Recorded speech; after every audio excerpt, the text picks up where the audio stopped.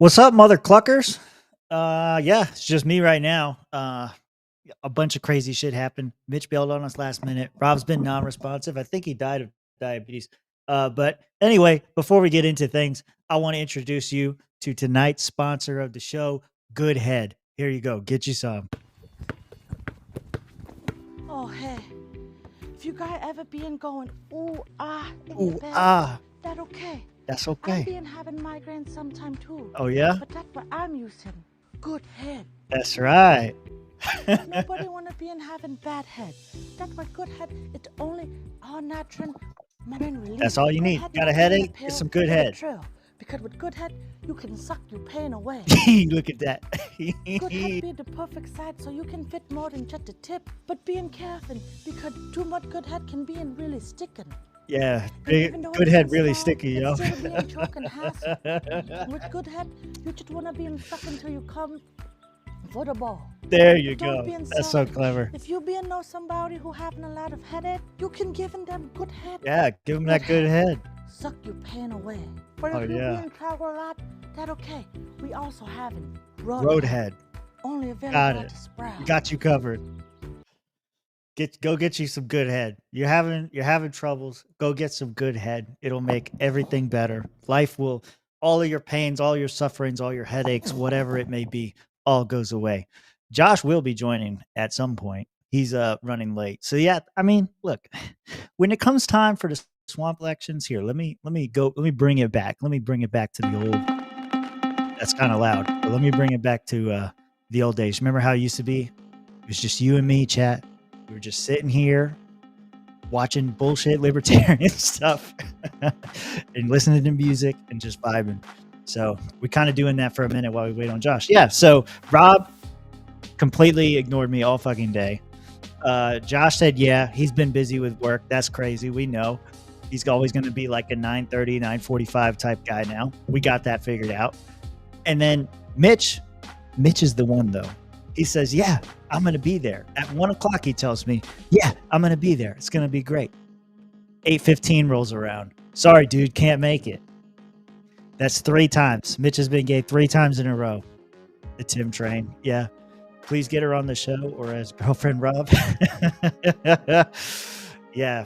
That's one day we just won't have Rob. We'll just have Rob's stepsister. That'll be a good show. Now, I got a bunch of stuff. We're going to talk about the Pope, all the new Pope anyway. A little disappointed that we didn't get the African Pope. Sad day. Then we got Casey Means for U.S. Surgeon General. Apparently, Shanahan, Nicole Shanahan, RFK's former running mate, she's real pissed about it. There's a couple other people that are kind of pissed about it, about this Casey Means lady. So we'll get into some of that. And then yesterday, Chuck alerted me to this, but there was the Libertarian Party. I don't know if you want to call it an endorsement, but they officially announced a candidate for the Libertarian Party of Florida to run for governor. So LP Florida, going through what some might categorize as a bit of a rough patch right now, but we're going to run a candidate for governor. I did some searching into him, so I got some stuff to share about that. While we're waiting on Josh, we can meme a little bit. I do have some leftover stuff from yesterday's show, or not yesterday, Tuesday's show. I do have some leftover stuff there.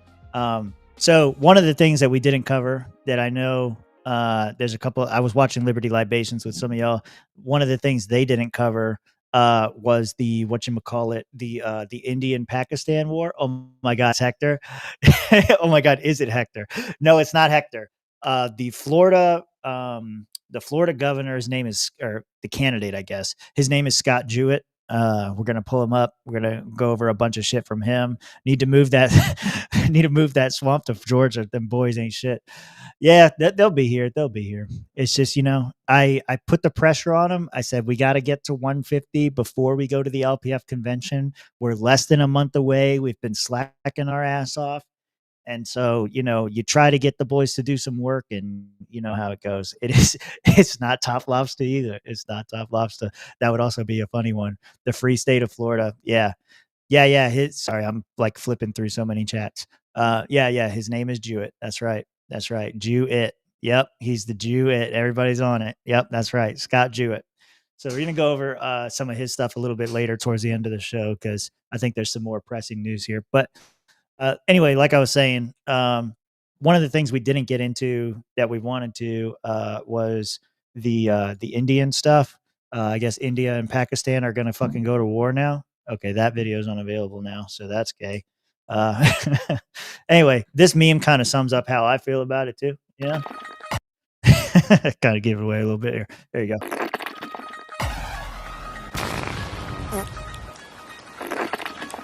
All I could think. No, you're fucking. No, you're fucking. Nobody cares. It's kind of how I put it. But yeah, the internet definitely going ape shit about it. Apparently, Trump had something to say right after it happened. Hopefully, this doesn't mean that we're going to war. But here you go. No, it's a shame. We just heard about it just as we were walking in the doors of the Oval. This was Tuesday. Just heard about it. I guess people knew something was going to happen based on a little bit of the past. They've been fighting for a long time. You know, they've been fighting for many, many decades and centuries, actually, if you really think about it. Yeah, if you really think about it. You know? No, I just hope it ends very quickly. Yeah, so same shit he said about the Ukraine stuff.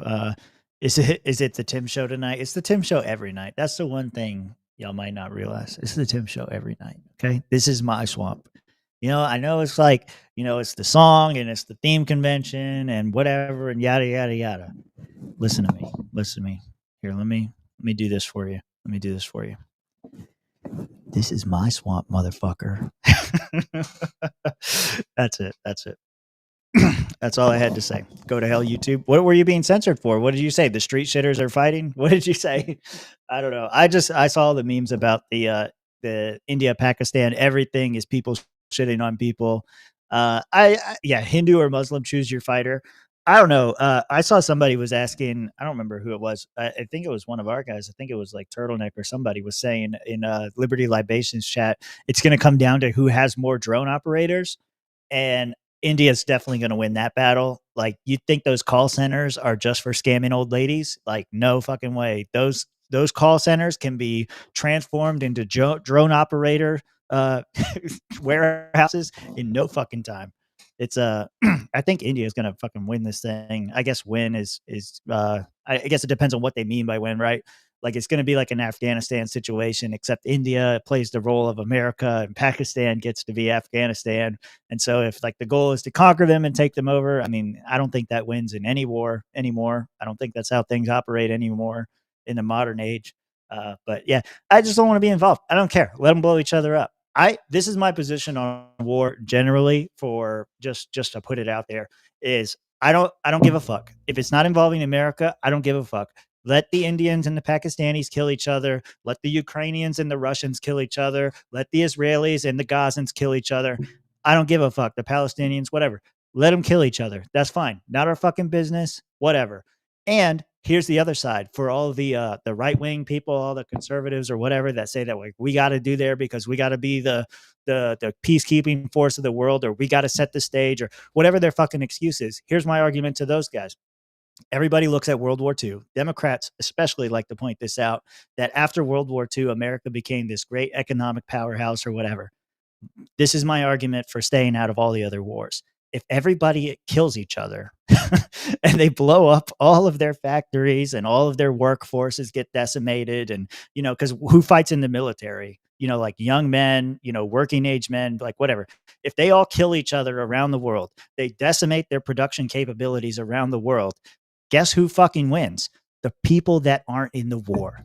Okay. We can, you know, what's her face? Jorgensen got criticized for saying that, you know, they wanted to make America Switzerland or whatever, but that actually wasn't the most embarrassing thing she said. It's fine. We don't have to be involved in anybody's war. Hell, we can even keep Halliburton and all these other people and sell them bombs so that they can kill each other. That doesn't bother me. Okay. It's not my fucking problem. If people are going to fight, and it's just not our fight.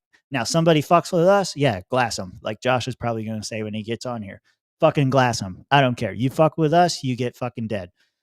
But if it ain't involving us, And this like strategic interest around the world argument, I don't fucking believe that either. That doesn't make any sense to me. I have no reason to care. If they, like I said, if they want to kill each other, and like weaken themselves, let them do it. We can't stop them anyway, and us getting involved only hurts us. It's kind of like the tariffs, right? We're trying to impose all these tariffs on everybody so that we can extract revenue from somewhere because Trump don't fucking understand how economics works. It's the same argument. Why would we shoot ourselves in the foot by involving ourselves in a foreign conflict that has nothing to do with us? Strategic interest, my ass. Anyway, off my soapbox for war. That's my general position. It's just me here, so I can say whatever I want, and no one's gonna interrupt me with saying some dumb shit. So yeah, that's kind of where I'm at on it. Some other stuff that we might not get to here. Let me see.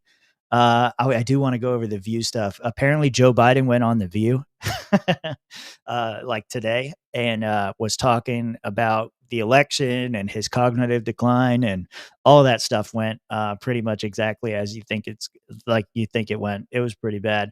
This is one. There he is, just in time. Well, what's up, Josh? The whole swamp has been drained, it looks like, Tim. It's just you and me tonight. Rewatch the beginning of the show. This is my swamp, okay? This is my apologies. Okay. I'm just here to take... Yeah. Right. Hey, I didn't do any traditions yet because I was just kind of setting everything up, killing time. What's up? What are you drinking? I literally just walked in the door and just signed on here. That's right. But I got the Dragoon Brewing Company, but I went with the Santa Cruiser this time, the Golden Ale. Oh, yeah? Okay. Is that like an IPA thing? Is that what that is? It looks like some kind of craft beer shit. That's what it looks like. It's a local brewery. Yeah, local brewery. I've been trying out the locals. Everybody here in Arizona keeps recommending Dragoon to me, and I've heard a lot of good things, and apparently the owners or the brewers are liberty-friendly individuals. Yeah. I'm going back to BSB. I need to finish this bottle by the end of this weekend. That's my goal. I'm gonna finish this bottle. Depending on how long the show goes, I may have one more, but we'll wait to see if I get there. I'll introduce it if we get there. If not, it'll be for the next episode. I mean, I got quite a lot of shit. I know I didn't share the notes today, but I don't think anybody reads them anyway. So I got a whole bunch of stuff. I did want to save this for you, though, because top story, definitely the Pope. I don't know how we can't talk about the Pope. So how disappointed were you when you saw it wasn't one of the African leaders that we looked at? Not only was I hurt, but the fact he's from the U.S., I was offended. You were offended to have an American Pope. Yes. Let me get his image up here. We'll share this instead. You were offended to have an American Pope? Look, I don't want no American Pope. I've seen it both ways. I've seen it like, this is a great thing for America, or like this is terrible, kind of like what you're saying, like, America's so fucked and now we got a Pope or whatever. And then I've even seen some people try to spin this. Well, these are the Q people. Trump is fucking influencing the Vatican now. Look at him. He got an American Pope. We're winning, which is definitely where Ronan is. How many super chats to finish this? I have to work tomorrow. Hit me up next week. Next Thursday, I have off the following Friday. Ask me that question on that show. But yeah, I don't think Trump had anything to do with it. I think those people are fucking crazy. Yeah. Apparently, I was listening to one reporting that said there's like 138, something like that, whatever they are, people that vote on who the Pope is going to be. And like he himself appointed over 100 of them. So he kind of stacked the deck in his favor. That's what I'm getting at. I mean, what the fuck is that shit? Go ahead. I think we got a porn bot. The porn bots have invaded our fucking stream. Wow. Look at this, dude. The Facebook porn bots, not even the Twitter porn bots. That's crazy. Yeah. That might be one of Zuckerberg's AI friends. Mooney Khan? Yeah. Look, here, I'm going to put her back up. Zuckerberg has some very interesting taste. She looks a lot like J.D. Vance's wife in certain aspects. I would Yeah, say. yeah. I'm not saying anything. I'm just saying. Can't wait to be deployed to the gates of hell. Yeah, no. Yeah, you're definitely going, bro. Yeah, me and Ronan understand. Yeah. So, what do you know We're gonna about the Pope? occupy hell. I got a bunch of stuff on this Pope. I got one video that I cut up into like 1 minute segments that we can go through. But what's your general take on the Pope? I know you're into more of this religious shit than I am. So I haven't really gotten a chance. Like, I saw it in the middle of my workday, and unfortunately, I had to deal with several call-outs. Mhm. So I was a little bit more run around. That's why I'm a little bit later than I normally am. I had some shit I had to deal with at work, but All good. I just, as much I knew about the new, I think it's Pope Leo the 13th or the 14th. 14. Yep. 14th, yeah. I don't know what to say about Leo just quite yet. I'm disappointed he's American because I was not looking forward to an American Pope, because I'm just going to figure they're going to be progressive shitheads who are going to push the church in a bad direction. But Yeah. I'll reserve judgment for now. It's not Adrian Malagon. Super disappointed. Yeah, you got to be. If it's not Malagon, then, like, why are we even... What's the point? I mean, I was hoping for something that wasn't going to happen. The fire and brimstone Pope that was going to bring it back to tradition. And not because I feel one way or the other, but you just have to have that counterbalance. You have to have that force that's like, no, this is what the fucking book says. And if you want to preach this shit, this is where it's at. And Francis was a big step away from that. And we'll go over some of that. But yeah, I've seen that too. Like, it's kind of like wait and see. But it's not like the new Libertarian Party of Florida governor candidate. This Pope guy actually has a Twitter feed, and you can go see what he said about recent things and like his position on different stuff. He has a history within the church, not a very long history compared to everybody else. That's something else I saw in some reporting where they were talking about, like, well, I'll get to it, but they're saying like he's a new guy. He can bring new life to the church and things like that. But here I got this Fox News video, I think, did a pretty good job of breaking down the situation and where this current Pope is. So maybe this will influence your decision on how you feel about him. But let's go. Of God's children. Ignore that. Here now is what we know about Pope Leo XIV and where he stands on some key issues in the church. He's been against ordaining female deacons. He has been somewhat ambiguous on blessing same-sex couples. He's been in favor of making the church structure more inclusive and participatory. Mm-hmm. He supported Pope Francis' change in allowing divorced and civilly remarried Catholics to receive communion. So that's the first clip there. So those were the highlights that they chose to pick. I'm switching us back here. Yeah, he is 69 years old. That is correct. So if you're into symbolisms or whatever, maybe that's a point in his favor. Yeah, I saw you put your thumbs up against ordained female deacons. So like that's like a big long tradition in the church. Ambiguous on blessings of same-sex couples. So this whole thing, Pope Francis, apparently his position on it was that you can bless the people, but the marriage itself, it's not allowed to be like a traditional marriage. So I wanted to look that up because that's like one of the big ones, right? Like how they feel about gay marriage is like a big defining factor of the church.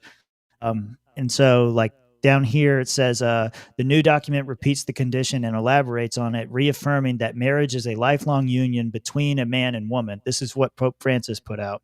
It says it stresses that blessings in question must not be tied to any specific Catholic celebration or religious service and should not be conferred at the same time as a civil union ceremony. Moreover, the blessings cannot use set rituals or even involve the clothing or gestures that belong in a traditional. So Pope, why I bring that up is this new guy, rather ambiguous on the whole thing. Pope Francis' big departure from traditional Catholicism and the Catholic Church was to say, yes, you can bless the gay members or whatever, and you can bless them as individuals, but not their union, not as a wedding, not in the traditional sense. I mean, that really, like... He's ambiguous on this. He's not taking a stance one way or the other. Yeah. Yeah, and that's kind of the problem here is that it's not that he's not taking a stance, it's that he's being a fence sitter. It's easier for him to be ambiguous on blessing same-sex couples, because it is something that is very, like, kind of almost like right and left in the Catholic Church as far as, like, you know, the leadership, the bishops, the cardinals are concerned. And, Yeah. hey, if I don't hold a stance or I'm ambiguous on it, then it's almost like the LP stance on abortion. We don't have a stance, so it's ambiguous. Right. So maybe we're for abortion, maybe we're not for abortion. I don't know. Like, Yeah. at the end of the day, like, I'm sorry, but, like, he has to take a stance.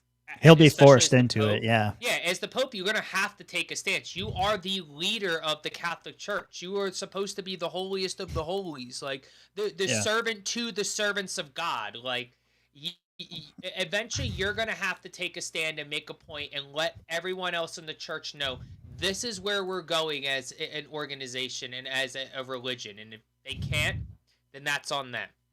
Yeah, he'll get it right there. How about now? Yeah, you're good.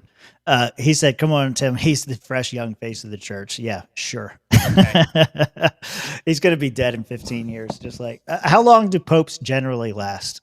They always pick some old guy. In their 80s, usually Yeah. nowadays. Maybe Yeah. 90s with luck and medical science. Yeah.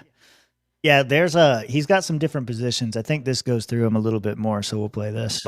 When you look at the man himself, Robert Prevost, now Leo XIV, you have to step back, because the one caveat I'm going to, add to everything I'm about to say, Will, is this.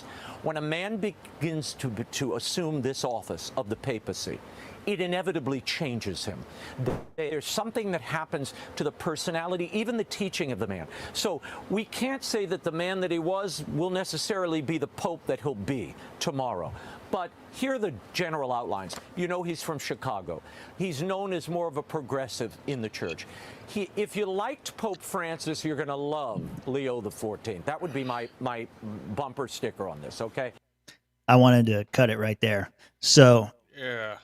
he's not only if he's like Pope Francis or he got along with him, this guy was basically handpicked by Pope Francis based on everything that I read. And yeah, so some like different things, like whatever question you got about it, abortion, that would probably be the one thing the church has been rather consistent on. You know, abortion is murder. We're not for it. We don't care. There's no passage there. We kind of went over gay marriage a little bit. I looked up a bunch of stuff like what is Pope Francis famous for, right? So like I tried to find some of his more controversial stuff. Here's a story. Pope Francis rebukes Trump administration over immigrant deportation and takes shots directly at Vance. Go through here. Pope Francis issued major rebuke on Tuesday to the Trump administration plans for mass deportations, warning that forceful removal of people purely because of their illegal status deprives them of inherent dignity and will gladly. So generally a more open borders type of guy. Here's one that I think libertarians in particular would like. Pope Francis has become a surprising figurehead in universal basic income. Came out, this was during the COVID pandemic, basically said that we needed UBI because it was the best thing for humanity and we had to help all those that are suffering. And then there's like a whole bunch of other different positions that he held throughout the years, kind of push the church in a different direction. So all that to say, if you liked Pope Francis, you're going to love this guy. What say you, Josh? Are you still ambiguous? There's more, but are you still ambiguous? No, I'm not ambiguous no more. If I didn't like Pope Francis, I'm really not going to like Pope Leo XIV. Everybody say goodnight to Nomi for the second time. Yeah. You really didn't like. I didn't like Pope Francis either. I thought he was the wrong step for the church. Again, not because I feel one way or the other. You just need that counterbalance. Who's going to be the guy that says no fags in my church? Not him. Not him. Clearly not him. He's going to be ambiguous. Like, maybe we can have fags in the church. That's okay, I guess. Yeah. Are we blessing them, their union? Are we blessing them, or are we blessing their union? That's important, guys. Like, yeah. I kind of feel the same. Like, I was thinking about it. Like, I kind of feel the same way about, like, I was looking up the Scott Jewett guy earlier. Scott Horton article popped up about purity. And this is kind of how I feel about the church. And kind of fits with libertarianism a little bit too. It's kind of like once you let the camel's nose under the tent, right? That's my problem. It's not that I feel some certain way against gay people. It's like once you let the kid, like all the good things about Christianity are now in question. If you say like this thing or whatever is supposed to be a certain way, and then you say, well, you know, maybe not. Maybe the Bible is a fluid document like the Constitution. Maybe, maybe access to God's kingdom is conditional. Yeah. I mean, it's conditional on if God accepts you or not. Yeah. Yes, but Yeah. at the same time, he did give us a whole bunch of rules and a whole bunch of really good stories to kind of give us good examples of what he's looking for out of us. So you can choose to stray down the path of least resistance, and you can find out later how that goes for you there. That's not my problem. But I mean, no, I think Leo is a terrible choice. I think that the church is going to continue to keep going left and keep going socialist and keep going communist, because it's no longer about, you know, invoking charity and looking towards charity as a means to help the poor, help the needy, help the less fortunate. They're looking to governments. Governments need to do this. We need universal basic income. We need governments to intervene. We need to, you know, cease warfare, which used to be amongst tribes is now against nation states. So, you know, the reality is that you know, Leo is probably going to, when we look back on Leo, when it comes time to pick a new Pope in about 15 to 20 years, we're probably going to look back on Pope Leo very disappointedly, and he's not going to do any of the things that I hope that the new Pope, in this case Leo, was going to do. And, you know, I wish him all the best, you know, God bless and good luck, legitimately and so to speak, but I don't think that we're going to have a rousing great time, and I think the left is just going to continue to laugh in most conservative Catholics' faces about how the church is going there as far as mainstream Catholicism. And, you know, those of us that, you know, still are going to cling to our religion, whether they like it or not, are going to go like full orthodoxy and go sit through Latin speaking mass, because we'd rather learn another language that is basically dead at this point than deal with your stupid asses. Yeah. He's from Chicago. What are the chances that he said the N-word? Well, he said, or he will say. Oh, well, it says said. Will say never. Yeah. Has said. Absolutely. Probably not super bad as a kid. Yeah, I mean, he's a church boy. He's gonna be like, you know, and he was born in Chicago, but most of his time in service or whatever has been in Peru. So he has dual citizenship. He's not just an American. He's a Spanish-speaking American. Yeah. So, I mean, the good news is that, you know, at least at a bare minimum, he speaks Spanish, English, and Latin. They said, I read somewhere 7 languages. Yeah, them dudes usually do. When you're a man of God, what else do you got to do but learn languages? And yeah, you got to be able to convert the faith of those who speak different languages. Yeah. Yeah, exactly. And a lot of these guys, if they're actually serious about being in the church and being in church leadership, they're also career-driven people, because this is a career. They get paid to do this. You know, they get taken care of by the church. So, you know, when you get up to the level where Leo's at, you know, those are some real cushy perks that man's getting now. Like, you're basically weighted on hand and foot. You got your own little private army that, you know, watches over you. You got high-end security. Like, you know, I don't think Pope Leo is going to want for anything anymore. Oh, of course. God has smiled favorably upon good old Bubba here. Well, you say that. But there were some factors that kind of led to him being chosen as Pope. Not only that he selected over 100 of the people who would eventually vote for him, but I think this is a clip. I'm not really sure, but we'll see. May have been. One of the major, I've spoken to a couple of cardinals since the election. Money was a big issue. Oh? Will. The church is basically broke. The Wall Street Journal did a piece Come the other on, day. bro. $2 billion in deficits, $400 million in pension debts that they can't pay off. So a lot of these African cardinals and Asian cardinals and those from other parts of the world thought, get an American in here. They can help clean up and get the books in order, make the trains run on. This guy's been working here for 3 years in the Vatican. He's head of the Bishop's Dicastery, Robert Prevost, now Pope Leo. Right. So he knows a bit of the machinations here, but he's a little bit of an outsider. So they thought maybe he can help reform the place and at least bring it to financial solvency. That's a piece of it. But there's a much bigger challenge for this Pope, Will. What's that? That is to clarify Christian and Catholic doctrine, to make it clear. Francis muddied the waters in many, many ways and caused a lot of confusion. One hopes Pope Leo will steady this bark of Peter. So let me ask. So, yeah. First off, do you think the church is broke? That sounds like the biggest load of dog shit I've ever heard. No, I don't think the church is broken the way they're saying it. I think what they're saying is that they are probably running at a deficit. Now, do they have, a pretty penny in the coffer? Absolutely. I'm sure their coffers aren't hurting and bare at this point yet. Right. But I can absolutely see them running on a very large deficit. They are probably, like most other organizations who have pension plans, struggling to pay those pensions, as the people that they thought were going to live 2-3 years after retirement are living 15-20 years. So I don't think the Catholic Church is broke. I do think it's running on a big deficit that it can't sustain for very much longer, probably. I think that choosing an American pope for fundraising purposes. That was interesting. Why would you look at an American and say they can fix it? Because the American Catholic Church, by and large, is going to have the opportunity for people to donate in large quantities to the church. Whereas if you go to Asia or Africa, or the Middle East or, South America, do you think that those people in those countries are going to have as much to offer the church?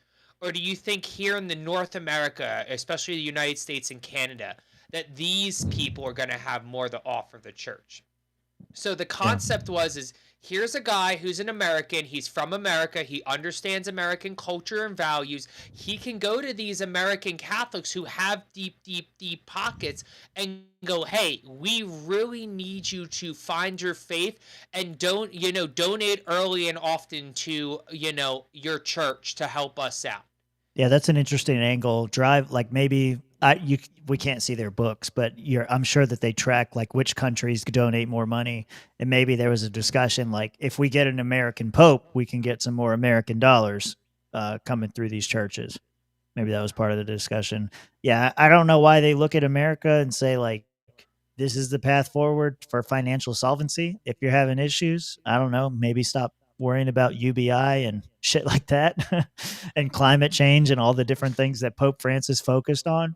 Like maybe just focus on being a church and setting a good example. I don't know. Yeah. I mean, that was where it was like kind of surprising me because this doofus over here in this fucking black suit is like, oh, if you like Pope Francis, you're going to love Leo. And then he's like, Francis muddied the waters. This is the most important thing Leo can do. Like, he's not lying. Because it seems like a lot of his views line up with Pope Francis, and so if you liked Pope Francis, you're gonna love this guy. But and that is a big challenge. That's a whole conversation before the Pope was selected. We were saying it's like you need somebody who's going to set the rules and define what is the church and what it means to be a Catholic. That is going to be a huge challenge. Yeah. And I mean, that's the tough thing right now that they're dealing with is like, hey, how are we going to define it? And if you're telling me that this guy is going to, if I didn't like Pope Francis, then I'm probably not going to like Pope Leo, then you're already starting me out on a negative foot where I'm just going to expect right off the rip that this guy is not only going to continue to do what Pope Francis did, but muddy the waters even deeper because he has the time and ability muddy those waters even deeper. Yeah. Well, he'll at least be able to do it in Ebonics. I think he does. If he lived in Chicago for any amount of time, that is definitely one of the 7 languages. I think that I think everybody has a gross misunderstanding of Chicago and that so this guy grew up there in like the 50s and 60s. Al So Capone. Chicago, yeah, no, that was a little earlier in time, but where I'm going is that the white flight from Chicago really, if I'm not mistaken with my history, came in heavy in like the 80s. And that was how we got to like the late 90s, early 2000s, where Chicago was a hood rat shit. Capone died in 47. It's not that far off. Okay. I guess time is relative. All right. Chicago white flight. That's what you're talking about? Yeah. Let's see. You're going to Google it? Yeah, I'm going to see when it was. Chicago experienced significant white flight during the mid-20th century, so 1950s. For instance, 1960 to 1980, Inglewood's population plummeted from 51,000 to 818. Damn. That's what I'm... See, so that's what I'm saying here. 70s, 80s, a ton of white people left Chicago. So you're like, oh, he going to know Ebonics. He said the N-word. No, he Depends was in on how long Chicago he was when it was there. a nice white community. Yeah. When cities were still somewhere that white people wanted to live in because you could find a job and have a nice place to live in the city. Yeah. I can just search him by looking up the Pope now. Cardinal Francis left Chicago in 85, it says, and started a missionary in Peru. 85. So, long after white flight. Yeah, but he was he was in the church by then, so he ain't doing none of that no more. Yeah, become a Neo-Templar today. Join the... Yeah, you know what? If Trump is running if he's running the what do you call that? The Vatican? If he's running the Vatican like so many on X claim, go be a Templar, join the U.S. Army. Go have fun. We're going to crusade. We're going to crusade. We're going to crusade. Yeah, I got some more here. Let's see what I don't remember what it was. But is he progressive in the vein of Pope Francis? That seems to be the great question, and I hear you saying the answer is yes. And why that matters is where he may stand and where he may lead his flock on issues as far and as wide as climate change, on DEI, on LGBTQ, on a whole host of issues. And we wonder, where will this new vision be for the Catholic Church? Well, spring's eternal, Will, even in the eternal city. And here's what I'd say. It's a mixed bag. The record is a mixed bag, but there are indications. When you saw the Pope come out today, okay, he was wearing the traditional mazzetto, that red garment, atop his white cassock. That's kind of a cry back to the past. That's a wink at tradition. Right. So a lot of traditionalists and conservative people said, oh, look, he's dressing like a pope. We frankly haven't seen this in 12 years with Pope Francis. So maybe Leo will, he mentioned in his speech today, a bridge builder. One hopes, I mean, when you look at his Twitter feed, he was for open borders in the United States and kind of took pot shots at J.D. Vance and the Trump administration. But look, all popes are going to support migrants, support the poor, support peace. That is, their heart goes out to humanity. That's with the job. Jesus would do the same. I don't know if he'd get so political, and that they're going to have to be careful of.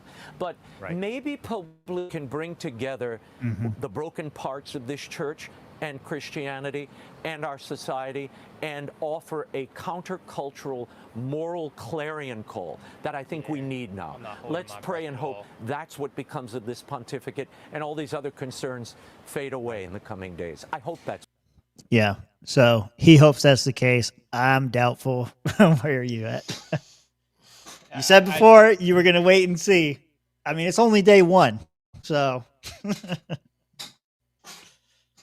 We're going to have to wait and see.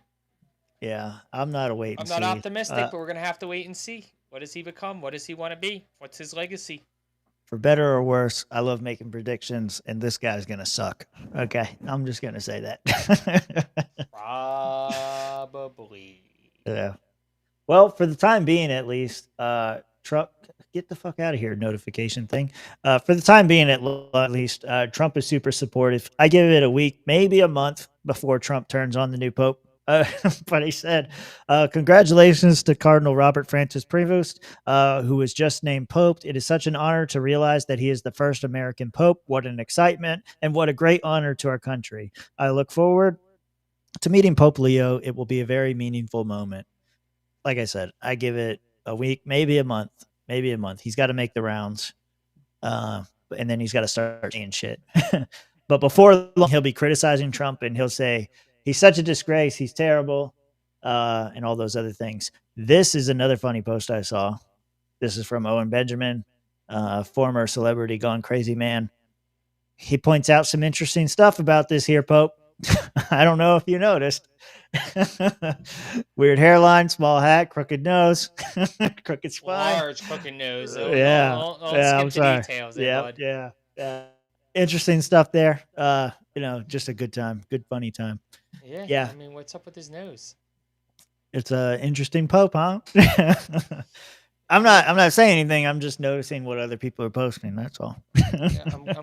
Somebody's got to be the noticer here, Tim. Yeah, that's right. Rob's not on tonight, so it's your job now to be the noticer. I found this clip. I'll wait for Rob to share it one day. But Rob's not allowed to be offended anymore. Anyway, let me see. What do I got next here? Okay. There's a new Surgeon General.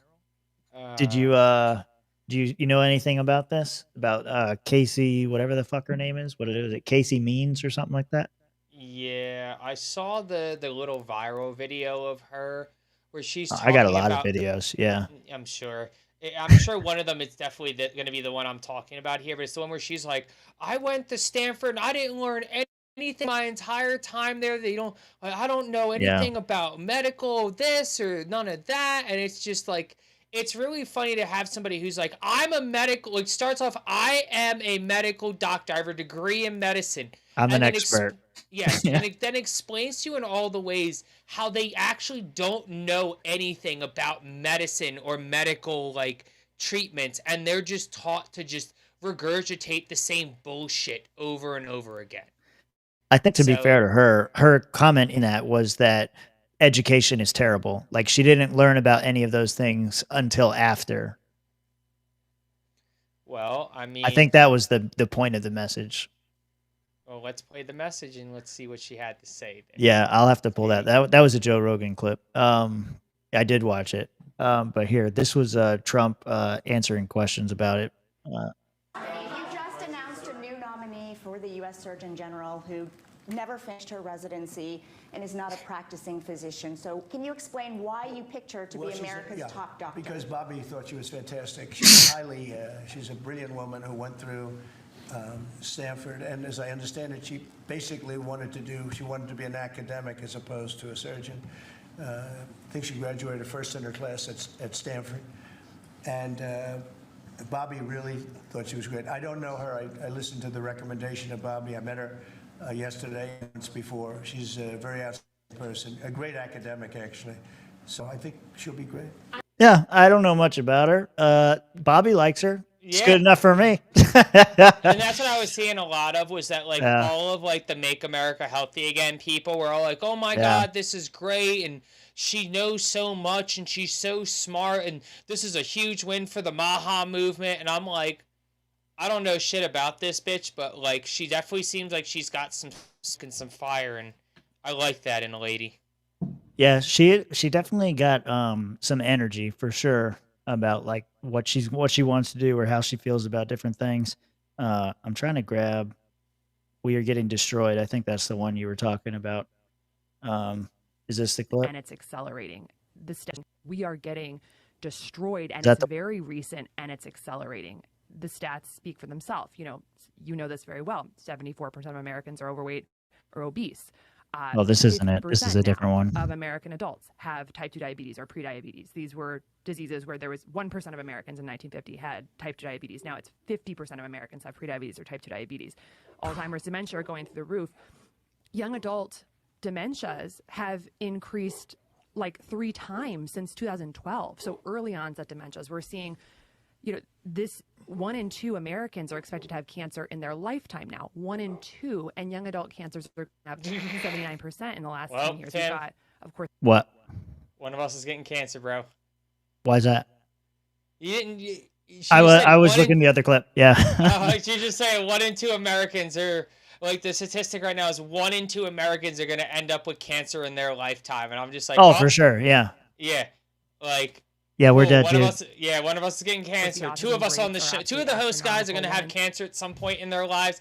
Make sure you get that GoFundMe ready and have all your donations because we're going to need it when we have cancer. It's definitely going to be me. I think like 3 or 4 of my family members have died in like the last 5 years over cancer. So yeah, in the last 5 years, we've got probably going to be you and me. Rates are actually astronomical. 1 in 36 children has autism now in the United States. That was 1 in 150 in the year 2000. Look, it was 1 in 150. Now it's 1 in 136 or 1 in 36. Yeah, that's why we diagnosed Rob too, and not just Mitch. LP membership going up, bro. That's all I'm saying. LP membership going to go way up in the next couple years. Yeah. And in California, where I live, it's 1 in 22. 1 in 22 with a. Look, LP California, Adrian Malagon, keep spreading your seed. Look, we're gonna have more libertarian bitches, bro. You'll be fine. Disorder. We've got infertility going up 1% per year. 25% of men now under 40 have erectile dysfunction. According to the country, you know, this is fundamentally a metabolic disease. Danger. We've got 77% of young Americans can't serve in the military because of obesity or drug abuse. We've got autoimmune diseases. Some studies are saying they're going up 13% per year. It's really unbelievable, and I could go through so many more diseases. Yeah, I remember why I wanted that clip. That's just her like demonstrating her academic knowledge. Like when you go to college, you just have to regurgitate a bunch of stats. She could fucking do that. She got that figured out.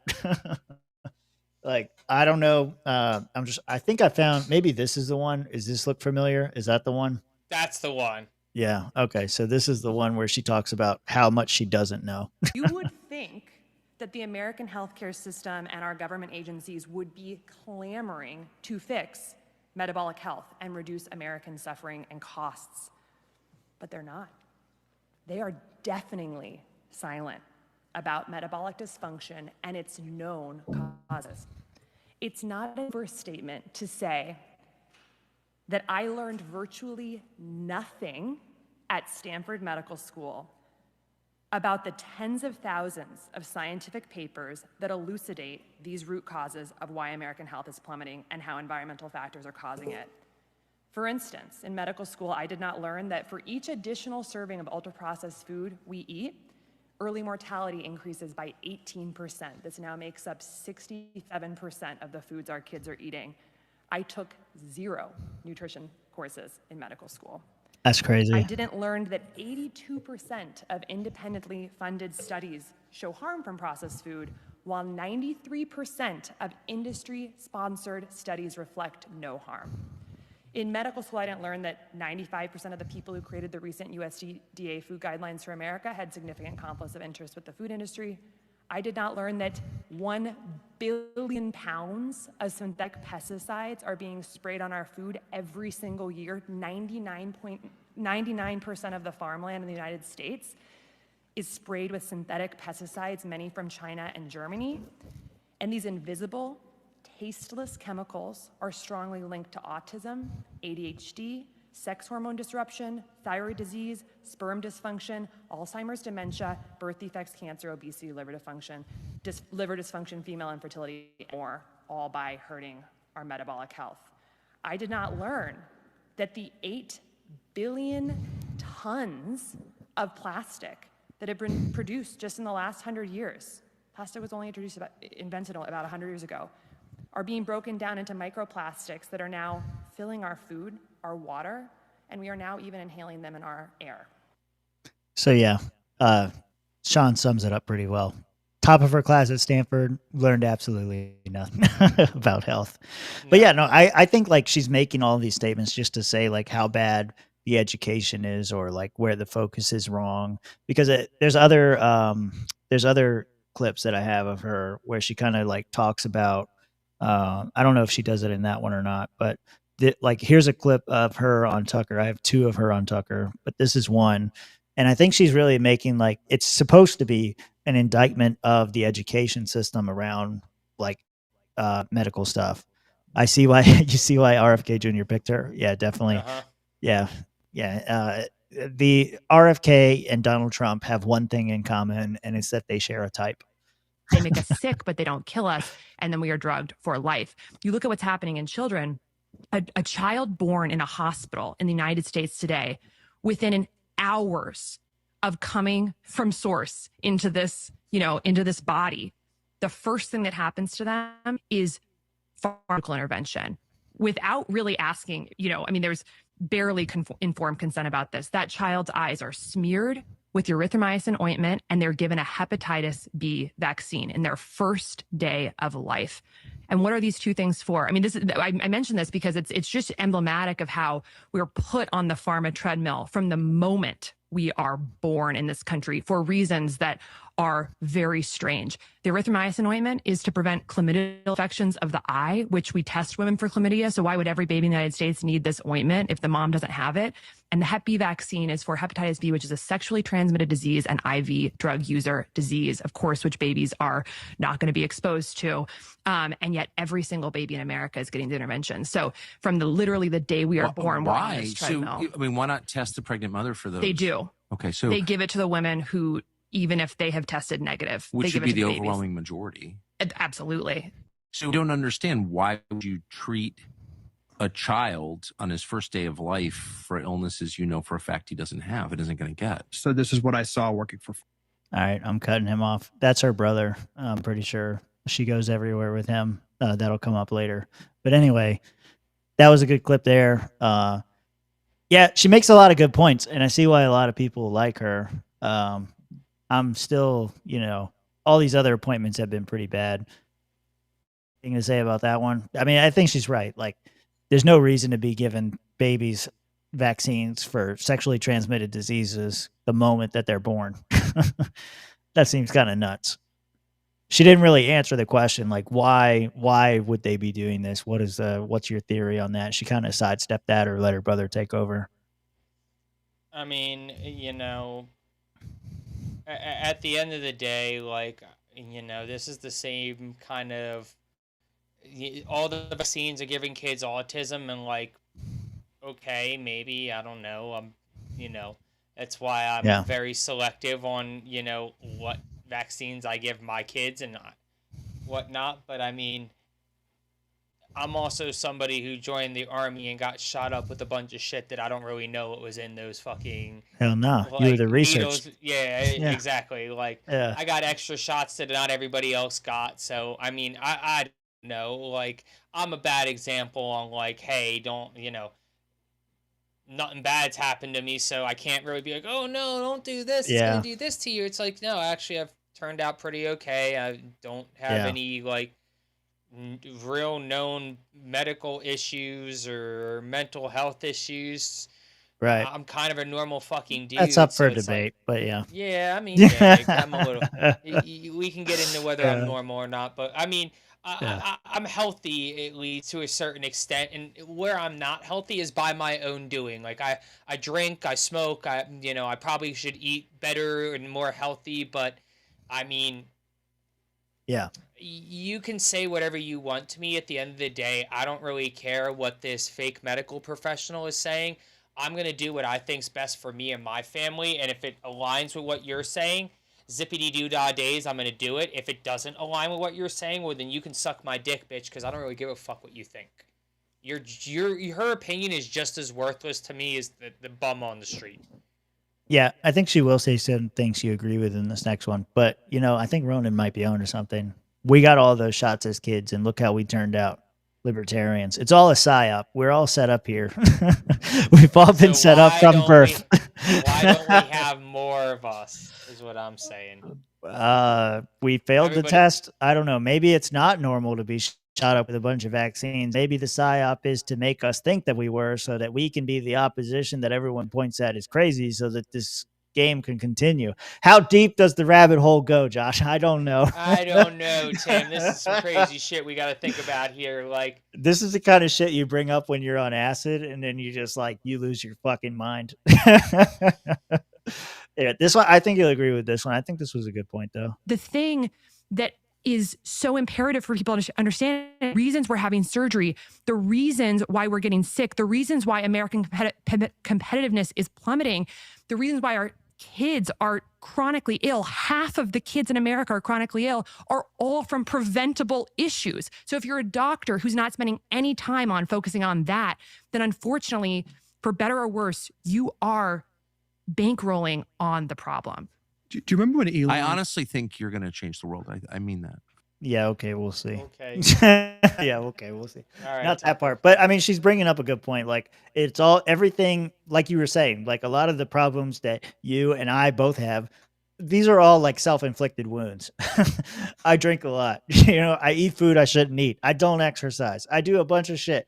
I sit here 3 nights a week for the next month, drinking alcohol and talking shit in my computer chair. And when I'm not doing that, I'm playing video games or laying in bed watching shows with my wife, or I'm at my sedentary job, not taking care of my body. So all of these problems are self-inflicted wounds. And to her point, the less you focus on those things, like the less you focus on actually preventing bad things, you know, you're gonna get into maintaining the problem. You're gonna bankroll the healthcare system that we have. It's a really good point. This is the last clip I have from her, and we'll get off this. So more than a health epidemic, which is what we have in this country, I mean, health is getting destroyed in the United States, which you don't really talk about because it's not profitable to heal in this country. It's profitable to keep people sick and then... It's a left-wing audience now. To drug them, cut them, and bill them, which is what we learn how to do. And really what we have here is a disconnection crisis. And the healthcare crisis is one branch of that tree. We're disconnecting the body into 100 separate parts and not seeing as a unified system. And we're disconnecting the body from the environmental conversation, which actually we're really one and the same. You know, we are totally connected to nature and destroying nature that hippie shit through the pesticides and the way we're treating animals. Our health is a reflection of what we're doing to the earth. Shit right there. Yeah, so that's where she gets that hippie shit from. But I mean, that's her on Bill Maher getting an applause from the audience saying that the root causes are the problem. The problem isn't like, how do we cure cancer? It's how do you prevent cancer? How do you stop from getting the shit in the first place? How, like she said in another clip, I don't think we played it, but she said something like, you know, cardiovascular disease, cardio health is like the #1 killer in America. And it's 100% preventable. All you got to do is not be a fat piece of shit. And then you won't die of a cardiac arrest. It's not like some fuck all these body positivity people. It's not some shit that you're born with and you're just destined to die of a heart attack. No, you take care of your body, treat yourself right, and you'll fucking live.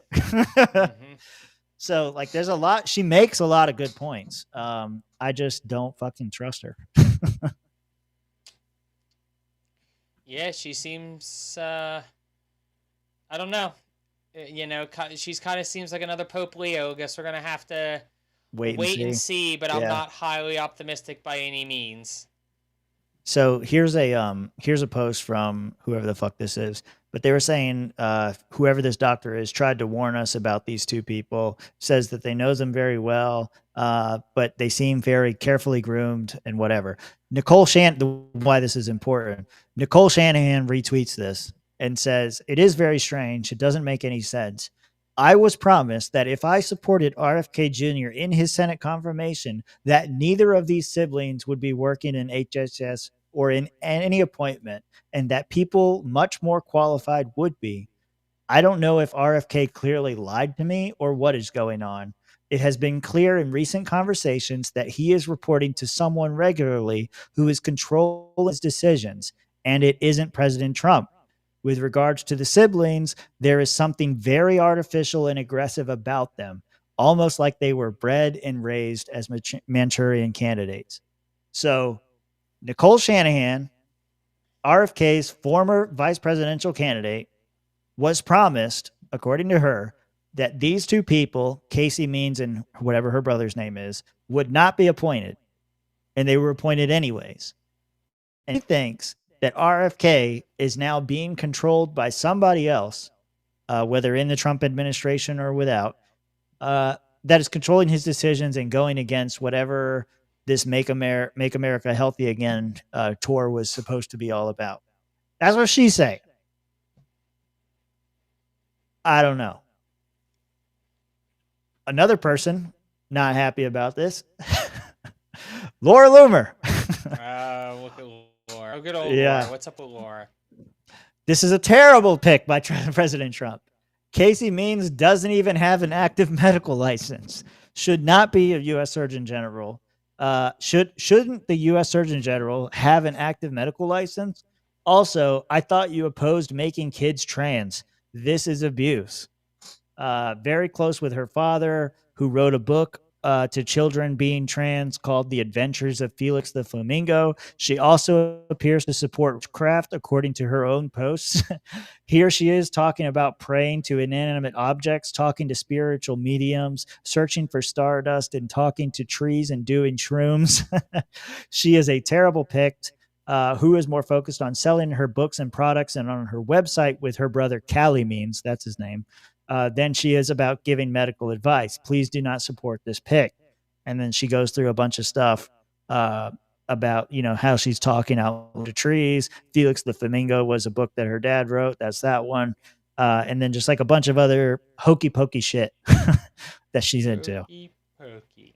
Yeah. So I don't know. On one hand, I want to listen to Shanahan, and I want to say this is a controlled op pick. They do seem rather polished. They got their talking points in orders. They're academics, not practitioners. That's a big problem for me. I want somebody who does the job, not somebody who theorizes about it. That's important. It all seems kind of fucky. But then you got fucking Laura Loomer, who I don't necessarily like, who hates her. Then you got people like David Packman, who says that she's a conspiracy theorist and a loon, and she doesn't know anything about medicine. Those two people, Laura Loomer, crazy right, David Packman, crazy left. I don't like either of them. I don't trust either of them. They hate her. So the enemy of my enemy is my friend. I don't know.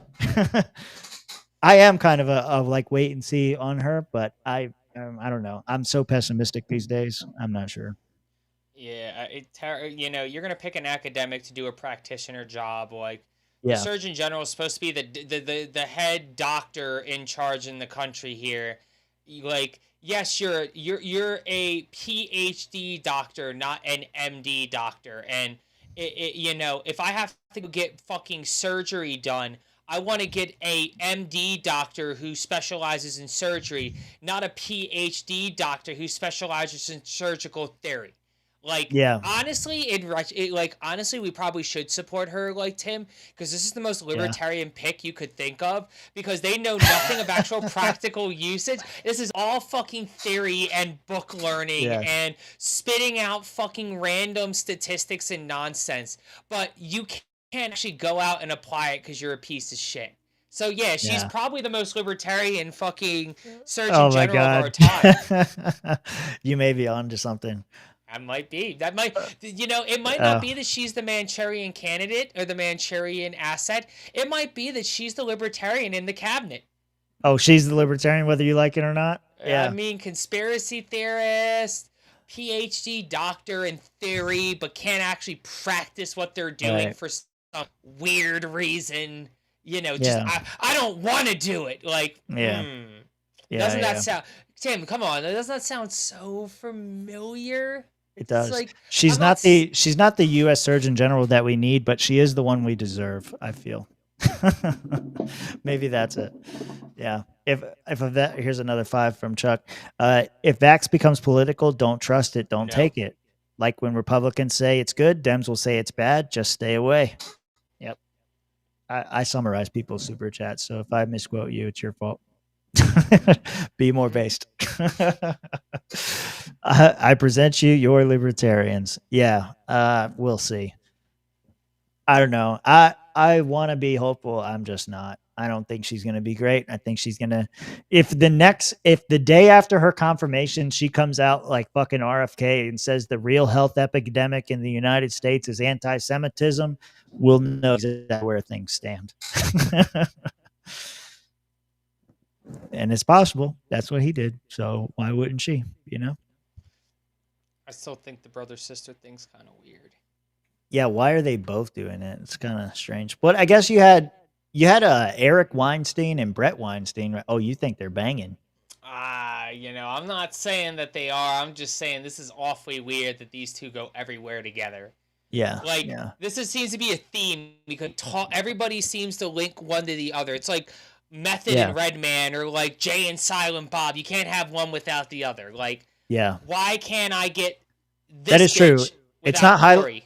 Yeah, it's not highlighted, or Callie or whatever his name is. It's not highlighted in the clips that we shared, but definitely when you start looking up this lady, they're together everywhere. Like, he's always right next to her, and they kind of finish each other's sentences and shit. They're like some fucking cyborgs grown in a pod together. It's fucking gross. Like, these people are disgusting. Like, well, like I said, I'm in a holding pattern here, but like, I'm not optimistic that these are. I'm conflicted here. Do you think we should jump into the new Libertarian Party candidate for governor, or do you want to explore some Joe Biden, James O'Keefe stuff? And do you think it would be good to end that? I kind of want to save the O'Keefe stuff for when Rob and Mitch are here, because this is like more of their shit than it is mine. I don't give a fuck what James. I've never given a fuck what. Did you see what the release was? Yeah, it was fucking terrible. Prince Andrew's a pedophile. Did you know? Oh my God, Tim. You know, I'm not saying Tim Stradamus came through again here. I'm just saying, you know, you said verbatim that it's that we already kind of know is true, but we don't have any proof. And here we are. Now we know that Prince Andrew's a pedo. Like, or I guess King Andrew now, is he? That's just his track record. I mean, I don't think I made like any outlandish prediction there, but like, that's his track record. That's what he does. You called it, and you were right. Like, everybody wanted this to be some big shit. Like, I remember seeing something along the lines of like somebody trying to construe that like Alex Jones was being told that it had something to do with Pam Bondi, and that she was an asset for the Mossad and Epstein, and that it would never get released because Bondi was never going to let it happen because she was trained to make sure it never got released. And like, here we are, like, Prince Andrew banged little girls. Like, we know this. We don't care.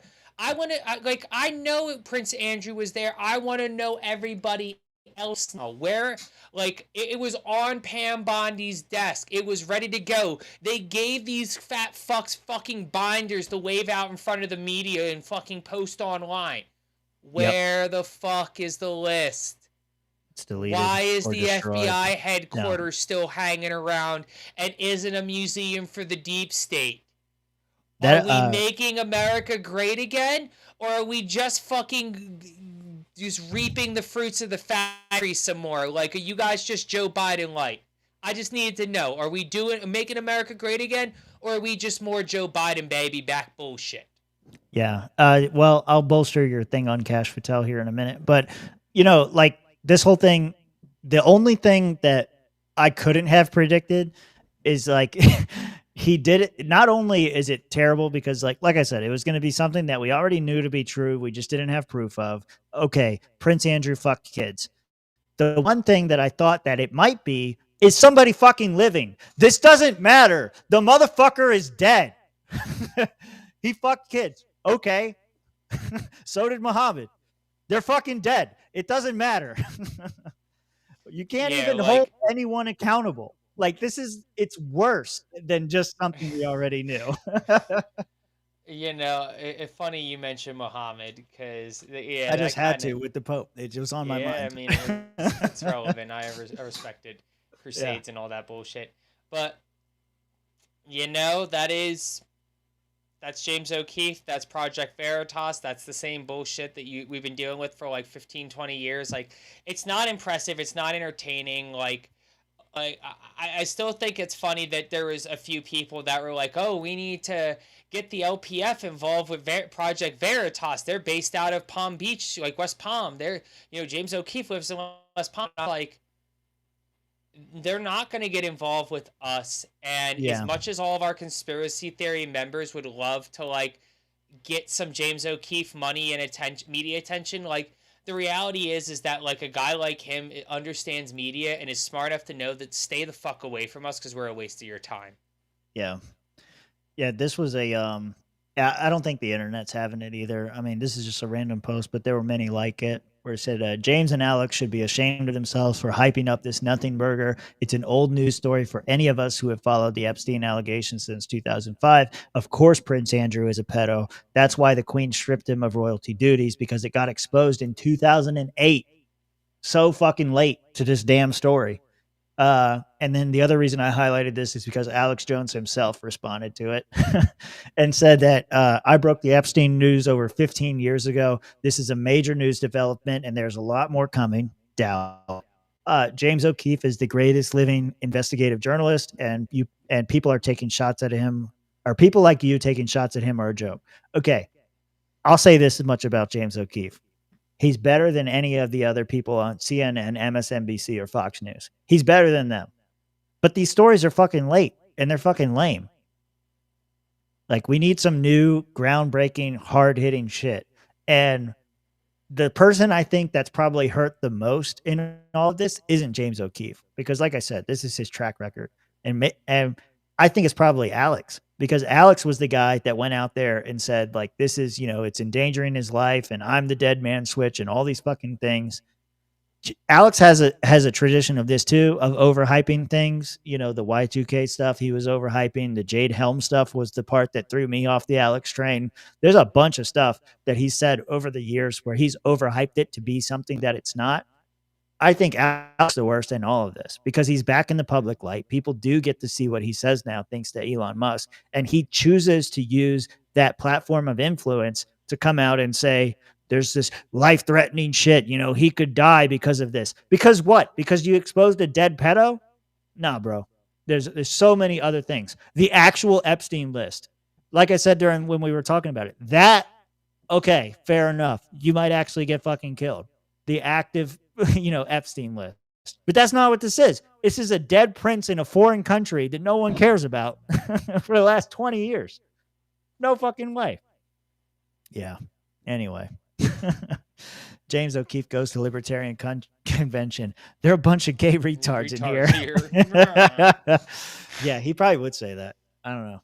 He's definitely a player. Those clips, the reversed O'Keefe, the people that went out and fucking got him at a bar trying to buy drinks for a bunch of chicks or whatever. Yeah, I think he would say something like that. It's always the guys who follow wrestling who can spot fake shit. You know what? I'm not saying. I'm just saying. All right, here we go. This is the Cash Patel one. Let me zoom in here. Media Height, great source. Anyway, you have no timeline. So apparently, Cash Patel had to go in front of a budget hearing recently, and he decided to show up without a budget.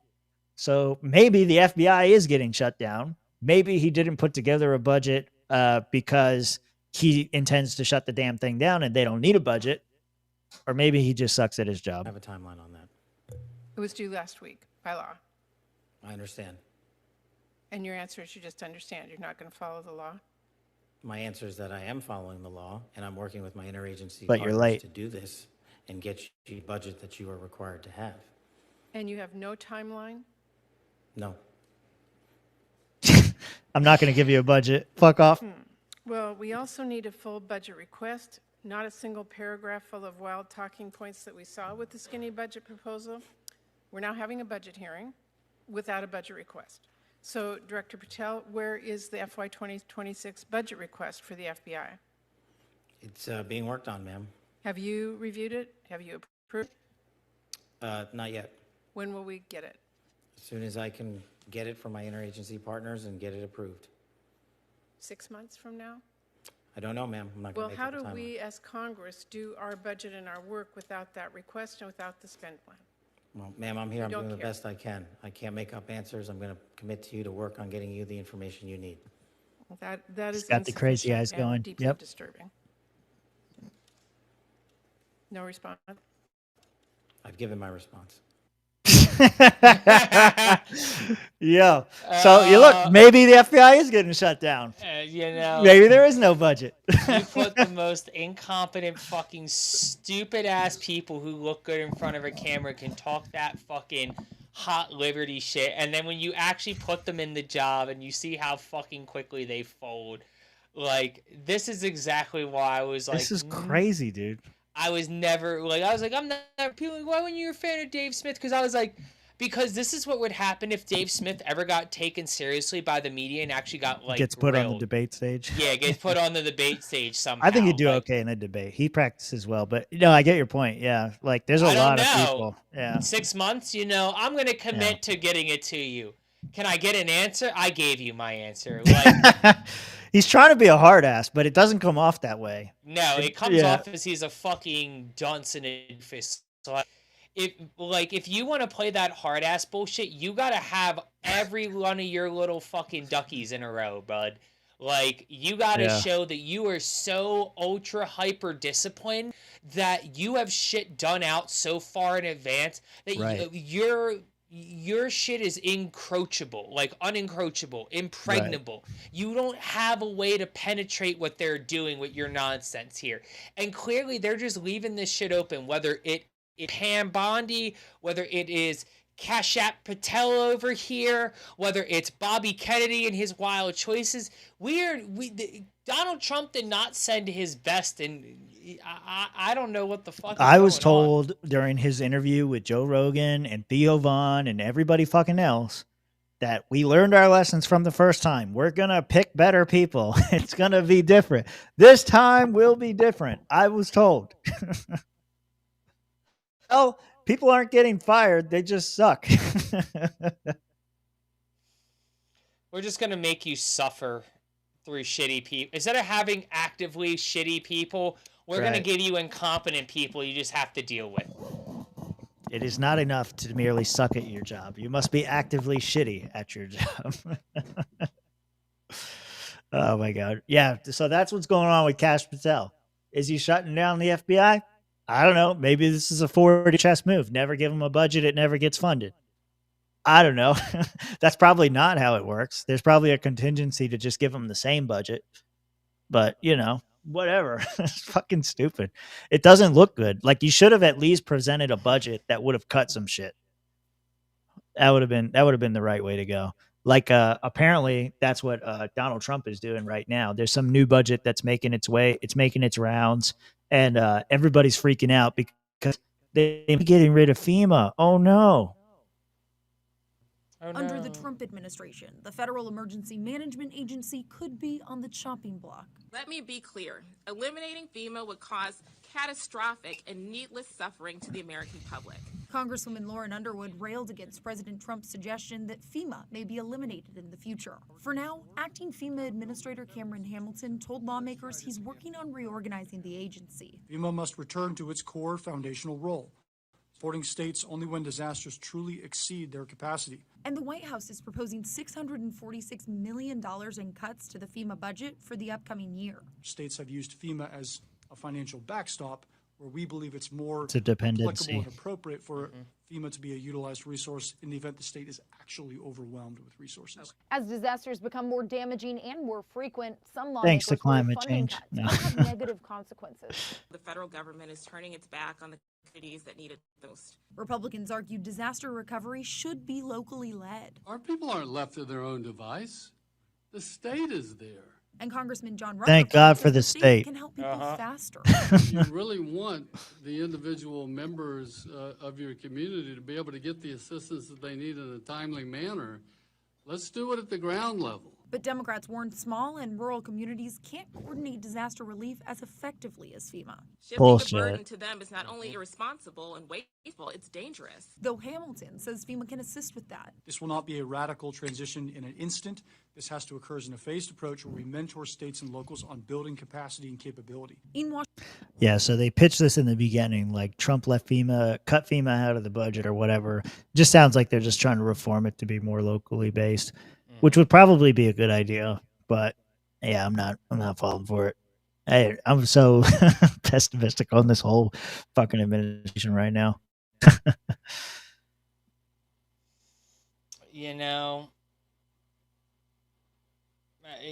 Local FEMA, not a bad idea, but it's still going to take a whole bunch of federal funds and get abused. And do you want to live in the FEMA camp, Tim? Well, Alex Jones told me that it was a death camp, so I don't know. Is he overhyping it? I don't know. Yeah, I don't know. Is the death camp worth risking for you? That's the real question here. I ain't going. Ain't going? Okay, then there we go. My Second Amendment doesn't have papers, okay? I ain't fucking going, bro. I mean, I don't think many people, well, I mean, yeah, a lot of people. There's going to be, about it used to be 1 in 150 aren't going. Now it's about 1 in 36. In California, it's 1 in 22 people. They ain't fucking going. It's an autism joke from an earlier reference, if anyone didn't catch it. I'm not fucking going. He's right. Michigan gets ton of disaster funds. The funds in Detroit just disappeared. Yeah, that doesn't surprise me at all. Detroit money goes missing. Yeah. All right. All right. You want to argue about some libertarian shit? We're not going to argue, but I don't actually, maybe. Let me see. So I shared this with you guys in the host chat things because Chuck shared it to us, so I want to make sure we cover it tonight. Look at this here. The Libertarian Party official account posted yesterday. Libertarian candidate Scott Jewett is filed to run for governor of Florida in 2026. Now listen to me and Josh, who no longer live in Florida, talk about why this is a good or bad idea. Okay, so we're going to open up his webpage real quick because I've seen this. Oh, I got a bunch of shit. I know Scott, but I haven't. Okay, I was going to say, you probably do know Scott because he's here, I'll pull this one first because I think this will set the stage. So this is Mike Termott's website. It has a whole page on Scott Jewett. It's not very long, but it is a whole page. Basically saying he's the founder of Wisp Energy. Scott is a seasoned entrepreneur with 17 patents, blah, blah, blah. Basically, he's a professional. He worked with Ralph Groves, Florida Congress for Florida 11. And then he spoke to U.S. congressional subcommittees, served as an expert advisory on government panels, and volunteered with Big Brothers of America, all that kind of stuff. Scott Jewett. So we're going to get into this. I have a lot more stuff on him. So you know him? You met him? I never met him. Yeah, if I'm not mistaken, him and his wife were actually delegates for Florida at the National Convention in D.C. So I met them. I've talked with them. They're really nice, good people. I think that a lot of the problem with the LP is that we are very much a people where familiarity is more important than anything else. And Scott is somebody who he's not ingrained in the party machine. He's never held any state or county level positions. Like most libertarians, Big L or other, he registers a libertarian. Maybe he donated or helped out with the campaign or two, but he's not a party guy in the sense Absolutely of, not. Yeah. He's a hard-line, philosophical libertarian. Like, he is a political libertarian. He's, and not for nothing either. The guy's pretty well off. He's got a decent amount of money. Yeah, I'm going to get there. Yep. Entrepreneur. I mean, he's got, I ain't going to dox the guy, but he lives in a very nice area of Florida, like Boca Raton is what his website says. Okay, so he doxed it's public. himself. I'm not gonna. Okay, I can say it then. Boca Raton, and if you know Boca Raton and you've been to Boca Raton, you know how affluent and how rich and how 1% Boca Raton is. Like. My mom used to live in Boca Raton. My sister went to high school at Spanish River High before she graduated.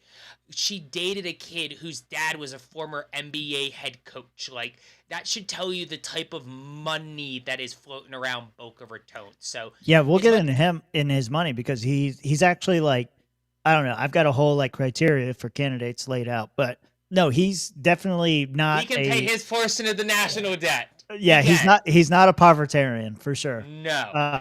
So this is one thing I think people will find interesting. This is from his campaign website. There's a blog section, and the top blog, the most recent post, was talking about him and his wife being at the LNC convention in DC and how he supported Mike Termott and Chase Oliver. There's a little jab at Rechtenwald further down here. I read this whole thing. See, unlike some of the hosts, I read and view all of my links before I share them. Okay. I'm paid to lead, not to read. I wasn't referring to you, but yeah. But anyway, there's a point in this blog where he goes off and he says something like, there was a moment in the debate, in the presidential debate, where Chase and Mike were bouncing off of each other like rubber and glue, and Rectenwall had to leave for quote unquote family reasons or personal reasons or whatever the fuck it was, basically making a stab at him that he wasn't all in, he wasn't really about the run or whatever. He's very praiseworthy of Mike and Chase in this blog post. So I found that interesting, just because. And then so anyway, I don't remember who it was. Yeah, Barfo said Rob said he had no idea who this was. I saw that post. I saw the post from Mitch that said something like socially liberal, quote unquote, or whatever. I'll let those guys come to their own opinion on it. Me and Josh are here, so me and Josh will talk shit or praise guy based on what we see. So here you go. Who is Scott Jewett? That's probably like the most important question, right? So this is his about me page or whatever on here. He's running for Florida governor.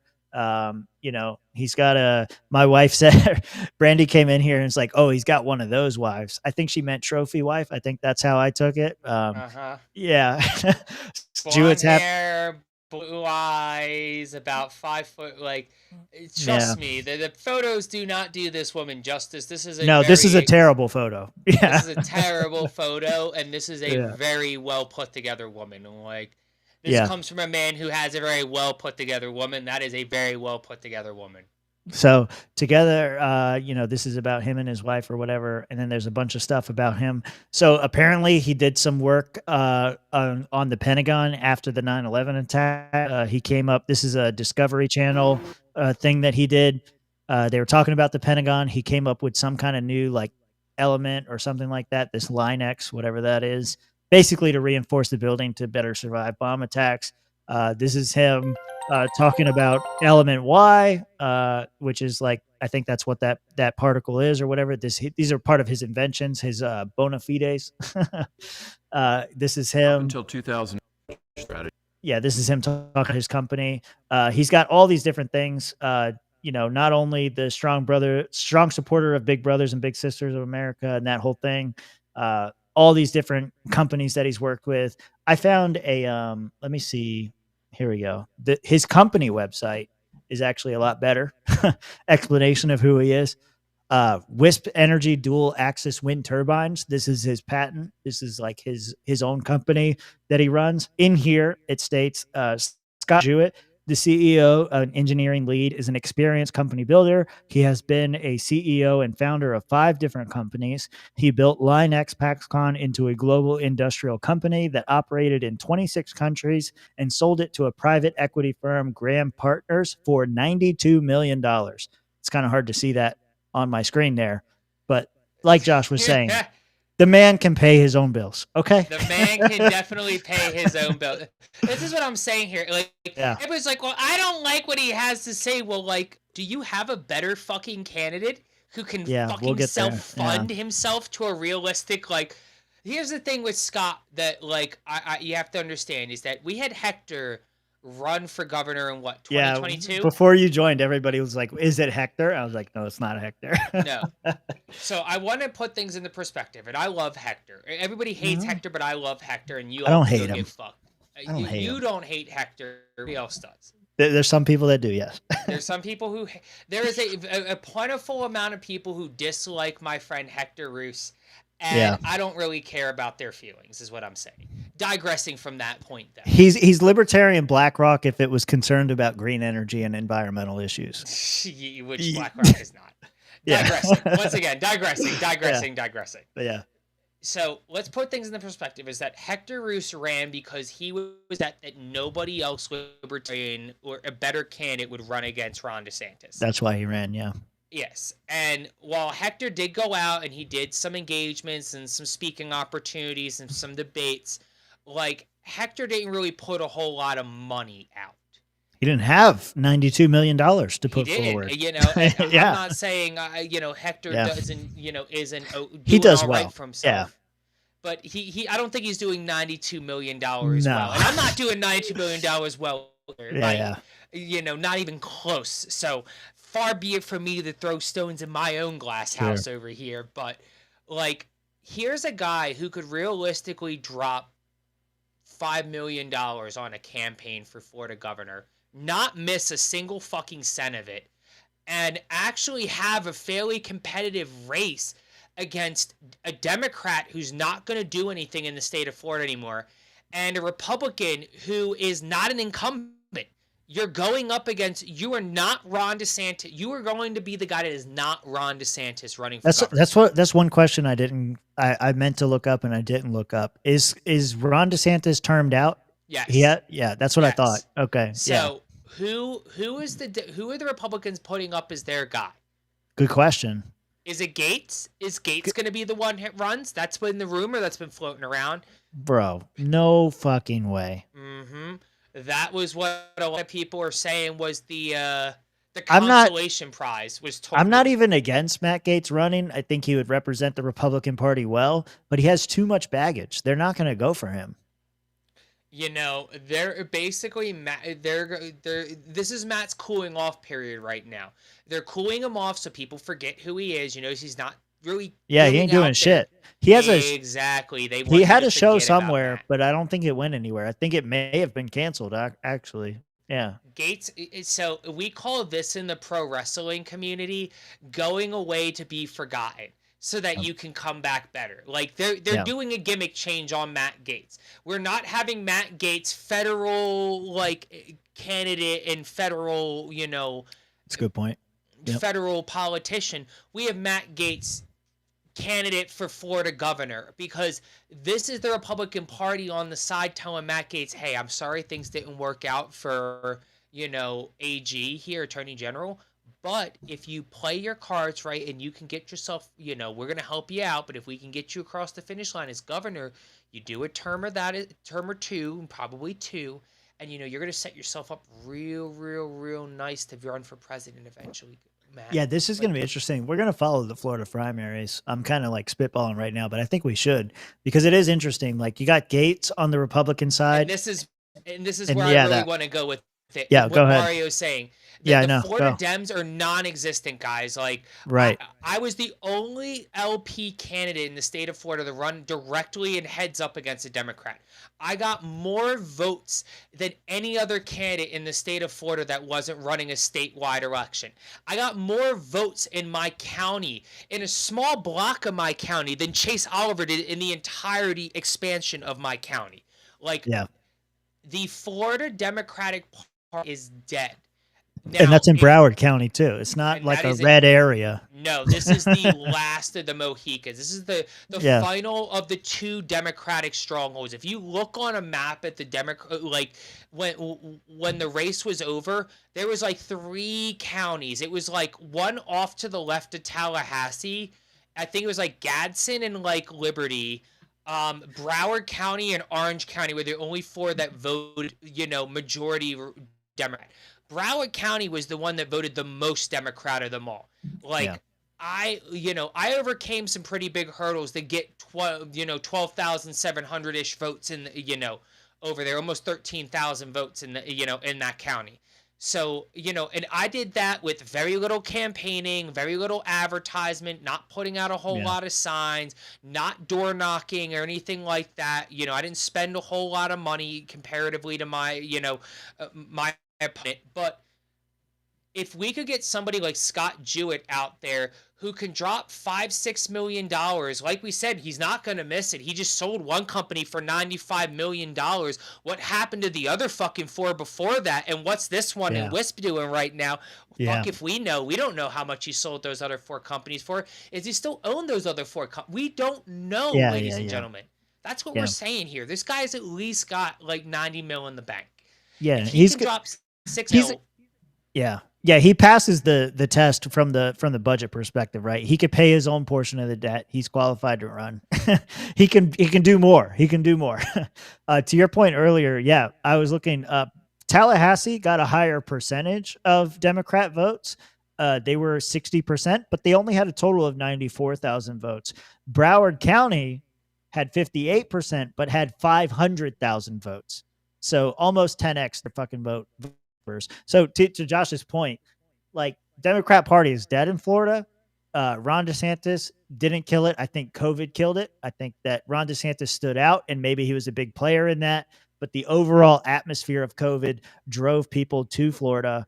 And Ron DeSantis, maybe he played a key role for sure in, like, you know, positioning himself as the anti-COVID restriction guy, and brought a bunch of people in. But anyway, either way, whoever credit to, Democrat Party is dead. And if Ron DeSantis himself, the guy who was a key role in all of that, fucking, he can't run anymore, who else are they going to run? I'm interested now, because I can't see Matt Gaetz doing it, or like pulling it off rather. But I don't know. I've lived in Florida my whole life. Like, I can't think of anybody else in Florida who's going to be able to do it. Are they going to fucking trot out Charlie Crist again? Is he going to switch back to Republican and run again? It's possible. He's done it before. You know? I mean, yeah, Republican Party doesn't have anybody. Democrat Party's dead. If you can get a guy like Scott Jewett, regardless of how you feel about him philosophically, and I've seen a whole bunch of like, oh, I didn't like what he said with that post. Yeah. You know, I'd like to get to there so I can just stop talking in abstracts. But like, sure, yeah. You know, what would you rather have? Would you rather have a philosophically pure candidate that gets 1 or maybe 2% of the vote tops? Or we want a guy like Scott that can spend the money to get like 30-40% of the vote because the Democrat Party is dead, or at least make the Democrat Party come in third so it creates a bunch of buzz about the LP? Like, who are you going to run against this guy? And if you primary him, like, do you really have somebody who can spend the type of money that's necessary to compete with the Democrat Party? I don't think so, and I think these people are dumb. But Tim, let's tell the people, and you know, why there's concern for Mr. Jewett over here. Yeah, the last thing I wanted to kind of wrap Is up it because on. he's a Jew?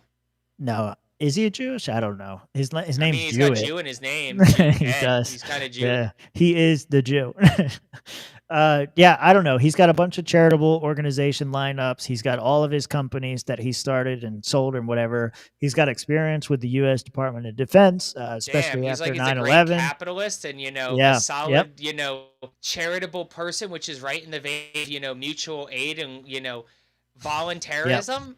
Crazy. He's got a lot of stuff like that. I think, this is my own conspiracy theory, and Stephen will never confirm nor deny. I was trying to find stuff about Scott Jewett, and I did a search for him on YouTube, and I found this thing called Unicorn Franchising, and there's a video on that channel. This channel only has 2 subscribers. It's definitely fucking him, because he has his face cam on. And the title of the video is like a video for Stephen, or demonstration for Stephen, or whatever. My own personal theory is that, you know, Stephen knows him personally through business, because one of Scott Jewett's groups was to help franchisees and to help them, you know, build profitable franchises. And Stephen famously has a bunch of franchises. Wow. And so, you know, I put 3 and 4 together, and I figured out, you know, this is how he knows. And that's probably why the LP posted it, is because they have a relationship. I'm so proud of you, and your mom's so proud of you too. I know. I do. This is what I spend my time doing when I get off work. My wife's like, you fucking find this enjoyable? And I was like, I figured a thing out. I did it. Okay. So anyway, we'll get into the meat potatoes that everybody really cares about, because every time that there's somebody who wants to run for a high office, if somebody runs for town council or county council or county commission or whatever, they run for a job like that, everybody's like, you go get them, girl. I don't fucking care. Doesn't really affect me. Anytime you start stepping into a state, or heaven forbid, national level campaign race, all of a sudden, every libertarian in the world has an idea about whether or not you're a good candidate, and they typically base that solely on your ideological purity test. And that's kind of where they go. So as a refresher here, and Josh can tell me where he disagrees, I have a general philosophy for candidates. To those who haven't heard it before, the number 1 bare minimum, don't be embarrassing. If you're going to run as a candidate and you're going to supposed to represent me, do not be embarrassing. That's the first plank. I think it's pretty self-explanatory. I've covered it enough. Second plank, there's only 3 reasons to run a candidate. You're either trying to win, you're trying to spoil the race, or you're trying to message. That's it. You need to be realistic about which lane you're picking, what you're trying to do. So if you're trying to win, do you have a realistic chance of winning? Can you fund yourself? All those kinds of things, different like that. If you're trying to spoil the race, in benefit of who? What are you trying to do? Who are you trying to kick out? Those are the kind of questions I ask. And then to message. If you're going to message and represent the party, you have to be a public speaker. You have to be well spoken. You have to be able to articulate your ideas in a way that relates to normal people. So those are my 3. Like, there's only 3 lanes. Anything outside of that, and you're fucking wrong. Or if you're like, you know, some of these libertarian candidates that we've had in the past, where like, I'm totally going to win president. You're not realistic about what your purpose is as a candidate. And so I can't support you for that reason. So I'm presenting all of this because this is how I'm analyzing this candidate. And then finally, what are your top priorities? What are your policies? How relevant are you to the electorate that you're trying to reach? So in this particular case,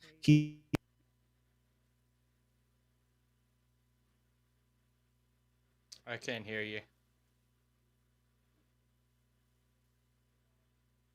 Thank you. Can you hear me now?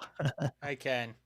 Yeah. Okay. Yeah. Something happened. It just disconnected for a second. So the last thing is how relevant are your policies? Because a lot of people that run for town council and talk about how we should be anti-war. That's completely irrelevant. You have no fucking business talking about that running for town council. You can have opinions on it, but that shouldn't be your main platform. So that's the other thing that I look for in a candidate. How relevant is your message and how you articulate it? So anyway, I lay all that out. Let's go through. Is there anything that you disagree with in that? I mean, I saw you like weighing him one way or the other on some. Yeah, I was just fucking around. Yeah. Okay. Yeah. So anyway, here it is. Scott Jewett. Plan, platform, politicians. Basically what we're looking for here. Being a libertarian candidate, I can undoubtedly... Oh, here, let me go. There, now you can see a little bit better. I'll try to zoom in one more. 2. Yeah, one more was good. Okay. Being a libertarian candidate, I can undoubtedly anticipate facing tough questions on issues where my stance may be seen as unconventional, especially by Republican and Democrat voters. To begin with, there are 3 major issues that my campaign purposes responds to in capturing interests of undecided voters from the 2 major parties. Number 1, public welfare programs. A lot of libertarians are going to read this and say, no, no public programs, terrible. Critics may challenge libertarian candidates on their views regarding government-funded social safety nets. To address this, I emphasize my beliefs in a balanced approach that respects individual liberty and the importance of providing help to those in need. I have proposed measures to make existing programs more efficient and less prone to abuse, while encouraging private sector and community-based solutions to complement government programs. I don't have a problem with any of that. I think, like, yeah, obviously, Libertopia. I don't want to have any public programs. Make them more efficient and focus on private and community-based, all good. So his first plank, public welfare. Does that disqualify him? I mean, that seems to be the one everybody's like catching fire over. Like, oh my God, he supports That's public welfare programs. Yeah. I'm like, Yeah. Have you read his plank? No, I haven't read it. I'm just going to be angry on the internet and shit on him. Like, okay, well, are you going to run a better candidate? Are you going to run? No, I'm not going to run. I'm a horrible candidate and I don't have any money. Wait, Tim's voice is so weird. He's been AI'd. What did I do? I don't know. You sound okay to me. Yeah, I think y'all are dumb. Y'all tell me if it comes back. I'll keep going. Plank number 2, military defense and spending. This should be an easy one. Libertarian candidates often question about their stance on defense spending. I would assert that while national defense is a crucial role of government, we should strive for a lean, efficient military that genuinely serves our national defense needs rather than engaging in endless overseas conflicts. This message would resonate with Republicans' patriotism, conservatism, and Democrats' anti-war sentiment and a desire for a defense budget reallocation. So take our defenses and focus them more on defenses rather than offenses. Man, doesn't sound that terrible. sound like what libertarians would want if we're going to have a national military? Yeah, definitely. Oh, I see what's going on with my audio for these guys. Here, one more. There it is. How Okay. about now? Yeah, we're good now. We're good now. Apparently, when it had that disconnection glitch, it put it on NVIDIA's bullshit, and I don't care. Anyway, let me see. Public health measures, vaccine mandates, and lockdowns. Okay, so this is where Ron DeSantis probably had his strongest arguments. Let's see what he has to say. Given the emphasis on individual liberty and libertarian philosophy, issues like vaccine mandates or lockdowns could be challenging. I don't think so.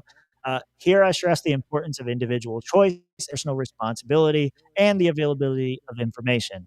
I believe in fostering an environment where people can access all the necessary information to make informed decisions about their health rather than mandating specific actions.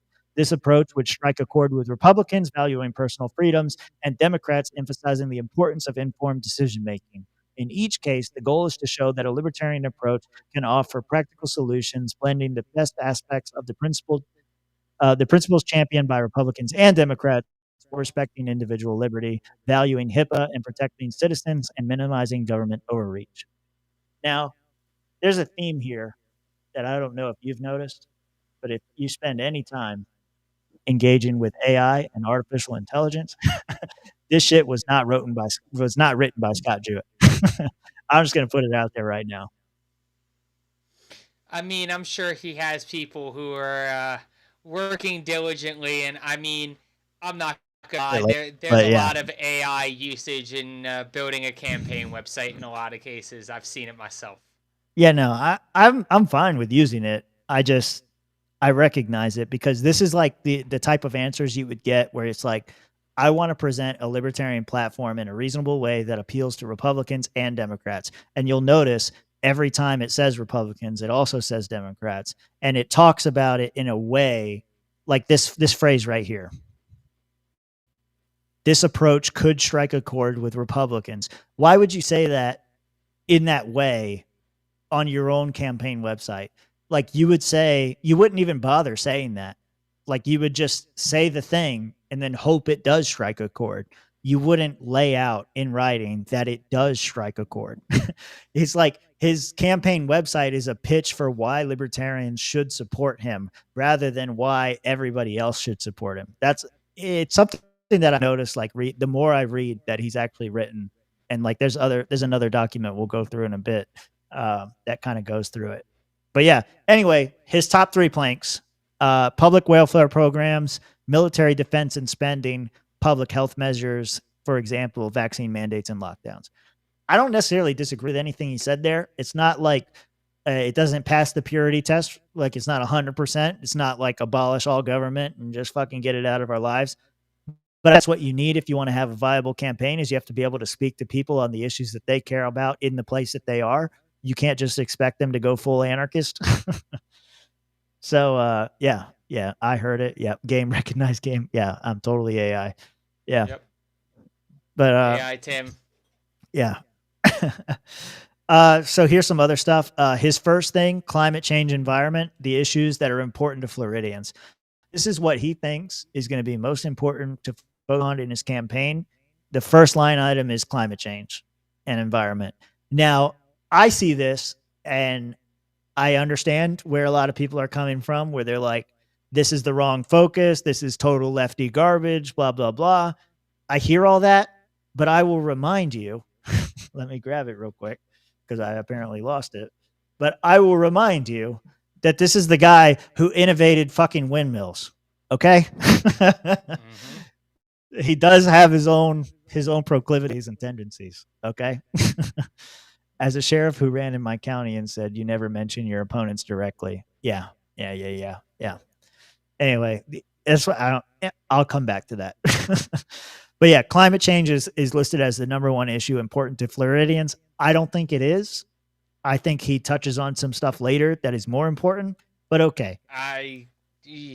So I'm going to disagree with that one there. If you live in somewhere like Fort Lauderdale or like anywhere in the like lower southeast, like Tri-County area, or if you live in one of these areas that just keeps getting fucking shit wrecked by hurricanes, like Cat 4, Cat 5s every year, Yeah. Even your most staunch, like, anti-climate change people are going to be like, something ain't right here, boy.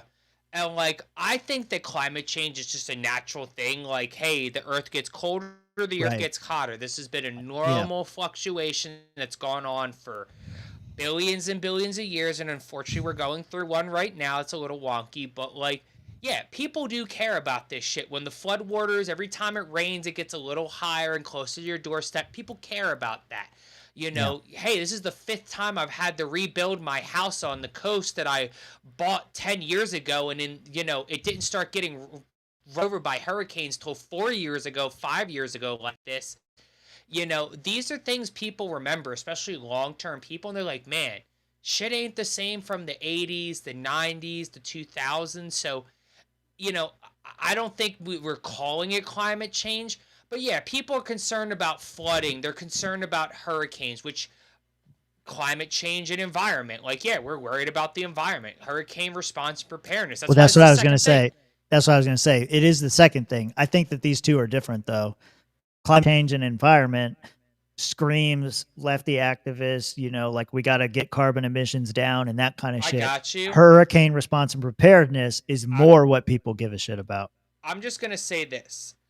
In 2023, we went through in Broward County what was called a once-in-a-thousand-year flooding. Yeah. It put Fort Lauderdale International Airport underwater for several days, where they had to shut down operation of the airport. Nobody could fly in or out. The tarmac was underwater, legitimately. And I remember being at work, and they explained to us this is a once-in-a-thousand-year thing. It's never, because it shit-wrecked our business. I work in car rental, so dealing with insurance, people's cars getting flooded out, all fucked up. Like, it just was what it was. Digressing, though. Fast forward, and we all got told, hey, this is never going to happen again. You guys are probably never going to experience anything like that again in your careers. And then it did. Fast forward a year later, and the same shit happened in my area again. Got even worse flooded in my neck of the woods in Hallandale Beach, where I was living at the time. Like, even worse flooded than it was the year before. Because I remember the year before it. It was bad. It was real bad in my neighborhood. But worse than 1,000 years. Yeah. So, like, to be told that this is a 1,000-year event that I've been there for 6-7 years prior, no, this isn't normal. And then to have it happen again the next year after being told this is probably never going to happen again in your lifetime. Something, you know, the weather's different. People notice this shit. Like, just how you notice things, Tim, people notice things too. Yeah. So, like, I'm not saying that, like, the climate change and environment, like I said, I don't think most people like me are calling it climate change. I don't think it's that. But it's definitely a little bit more concerning when you go out and, you know, like, man, that was crazy. The news, once in a year, 1,000-year flood, that's crazy. And then it happens again. And then and like, I don't know, I'm not there, but this is about the time of year that this shit happened. So does it happen again? Like, that's something I'm going to look for when I, you know, kind of look at the numbers out of Florida is, hey, did you guys get hit with a big ass fucking rainstorm again that flooded out the entire Southeast, or was it more normal? But either way, something's different, and people notice this shit, and you know they're tired of their cars getting flooded out. You know, they never had their cars flooded before, and all of a sudden their cars are getting flooded out every year. Yeah, this is and I think it is something people care about, especially like with respect to hurricanes and the response and preparedness and all that stuff. I think that's more important. And he does recognize that there's a different, you know, this website is poorly organized in my opinion, because he said like he has like a different plank somewhere else that kind of lays it out a little more succinctly. But the second thing here, the third thing rather, healthcare. We should strive to reduce the government's role in healthcare, foster competition, lower prices, and increase quality. This is a thing, especially in Florida, older population, healthcare is a little bit crazy just because of that. It's a little bit better than some states, but it is still like a major concern for people in Florida. So that's good. His solutions to this, deregulating the health insurance market, allowing Florida residents to purchase plans from any provider, regardless of location, and promoting price transparency. I think that's something that libertarians would generally agree with. Economy and jobs, It's the economy, stupid. It's the most important topic of any election. The key is a prosperous economy lies in free markets and minimal government intervention.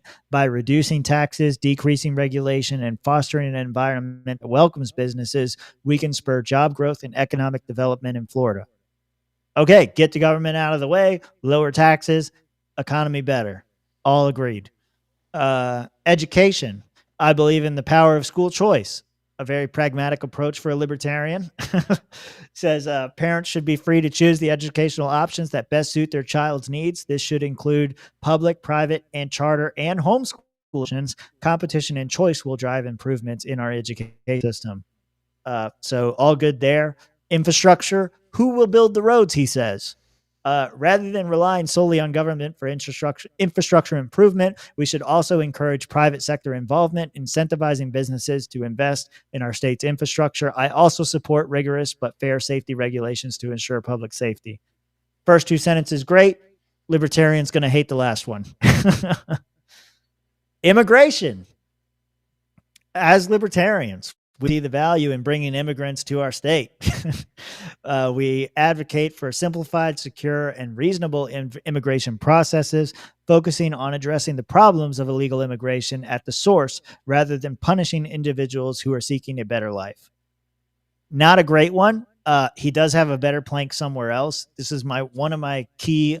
If I could take a moment here to give a tip to the Jewett campaign team, whoever that ends up being, fix the website. There's a second plank that I'll go through and I'll show you where the differences are. But there's a contradictory statement. So if volunteering, no, I'm not. If you are upset that he said we should, not punish people who are just seeking better lives, he says something a lot more Tom Homan-esque in a different part of the website. Let me just say that. Here we go. Gun control and the current chair of the Libertarian Party of Florida highlighted this one. I uphold the right of individuals to keep and bear arms as protected by the Second Amendment. However, Josh, I don't think you're a racist. I think you're a great guy. I really don't think you beat your wife, but butt hits.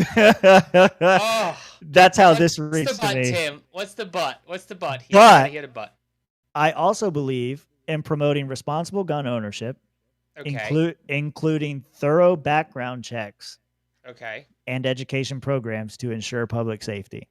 Okay, so let me ask you a question here, real quick. Yeah.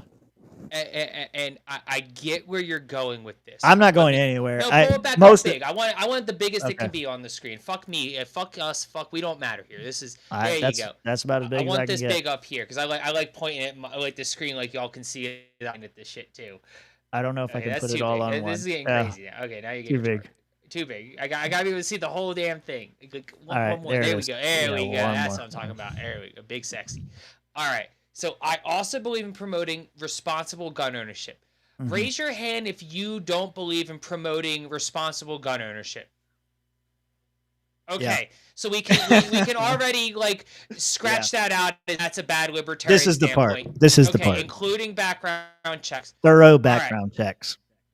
So what if I told you that we were going to get rid of background checks, but legally, hey, I'm gonna get rid of the requirement background check, but every gun store that you go to, every gun deal, every firearms,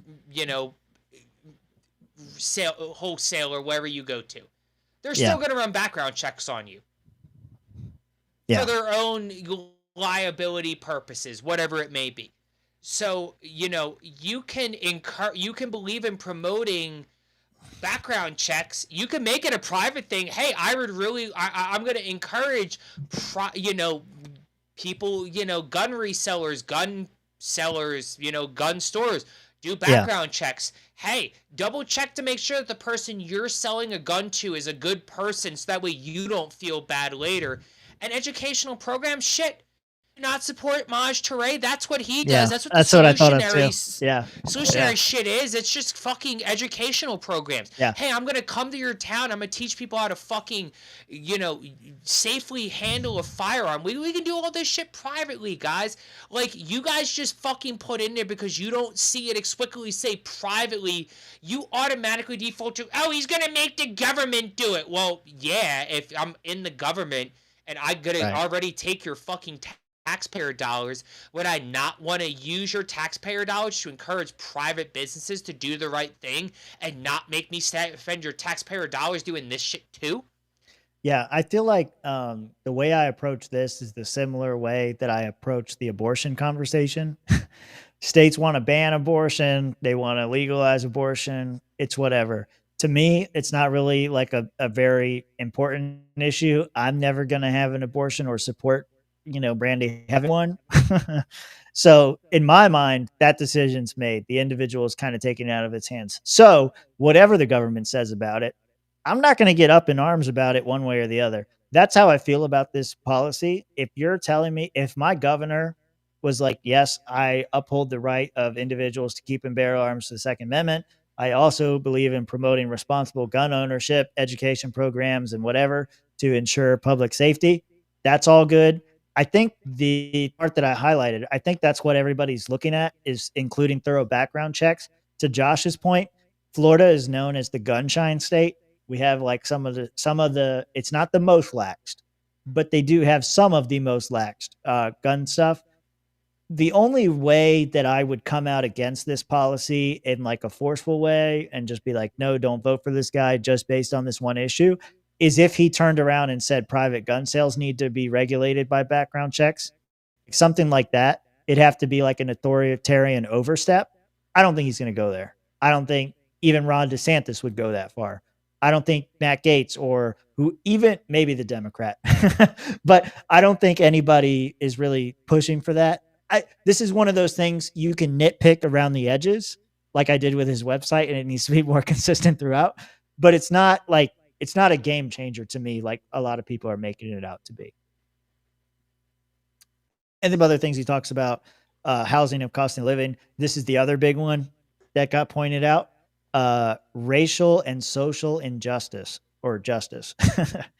Libertarians uphold the principle that everyone has equal rights under the law. I believe in criminal justice reform, including ending the war on drugs, promoting sentencing reform, and reducing recidivism. I also stand firmly against any form of discrimination and believe that any issue of voter suppression should be addressed fairly and transparently. I don't know why he called it racial and social justice. To me, everything else in here screams libertarian. I think people get freaked out about the title, and that's about it. But anyway, we just went through 10 planks. Is there anything here that you're like, I can't support this guy because of this one issue? No, this is where I say, like, this is the split between, like, functional, like, practicing libertarians and, like, philosophical theory libertarians. Like, these are your MDs versus your PhDs. Like, Scott's an MD libertarian. Like, he's a practicing medical doctor. Like, the people who are hating on him, these are PhDs. These are theoretical people. Like, well, this guy's telling you can eat whatever you want, but in theory, you should be eating only raw, meat and only the freshest of berries picked straight from the tree. Because if it's not picked straight from the tree, then you won't get the maximum nutrients you need to not have autism and die of cancer in 20 years. Like, this is what these people sound like. It's just stupidity to, like, amplified by the fact that you have nothing to show for your lives. You're sad fucking people. And who are you going to run that's actually going to be competitive against Scott? Yeah. Who's going to run that's going to be competitive? There's not a better candidate for sure. And like, here's some more stuff. So this is the government under the Republican and Democrat rule alike has been testing your freedoms. This is on his about page or whatever about why he's running and all that kind of stuff. They should fix this. His campaign video is gone. I really wanted to play that. They took it down for some reason. Not sure why. But anyway, he lays out 5 major areas of focus. I think these better represent a good platform as far as abortion is concerned. He just jumps right in. Abortion should be a decision between a woman and her doctors, not the government. Period. End of statement. End of plank. Not bad. Not anything I disagree with. Number 2, lowering taxes. Government should serve as a protector of personal freedoms and a lifeline for the disadvantaged and a shield for national defense while respecting individual autonomy in all other aspects of life. As your governor, I will commit to reducing unnecessary government spending and taxation. People can look at this national defense thing or a lifeline for the disadvantaged as far as social programs, but I think overall, not a bad statement. Commit to reducing unnecessary government spending and taxation. Okay. No government involvement in religion. Religion is a personal choice and should have no government control or involvement. Period. End of sentence. Okay. Turning the needle. The Libertarian Party has noble goals, but has been historically seen as too extreme by the Democrat and Republican voters. I will deflect the curve from government control toward personal accountability without disrupting the need for needed social programs. So again, a more of that lefty hippie arc, just kind of saying like we need some social programs. But I do think it is a good idea to stop. Like, this is one thing that always gets missed in the Ron Paul conversation is people praise Ron Paul. They say he did such a good job disciplining the government and pointing out all the failures of government and the things that they do. The one thing that they always leave out, the second half of the message, which is it without government, it's all personal responsibility. You have to take responsibility for yourself. You have to get your own shit in order. Okay. You have to be responsible. The reason people like government is because they can pawn off all of their responsibility on the government and say their responsibility, not mine. It's their responsibility to educate my children, not me. Right. That's how they look at everything. So I think this is a good pitch here. Josh may have lost connection for a moment. We'll see. But yeah, I think that's a good pitch there. I hear audio. There you go. You're back. Okay. And then 5, fix Florida's broken homeowner insurance. I think this is it. This is key right here. If you want to win in Florida right now, I think this is the issue. Florida's homeowner insurance, especially, now he's really gone.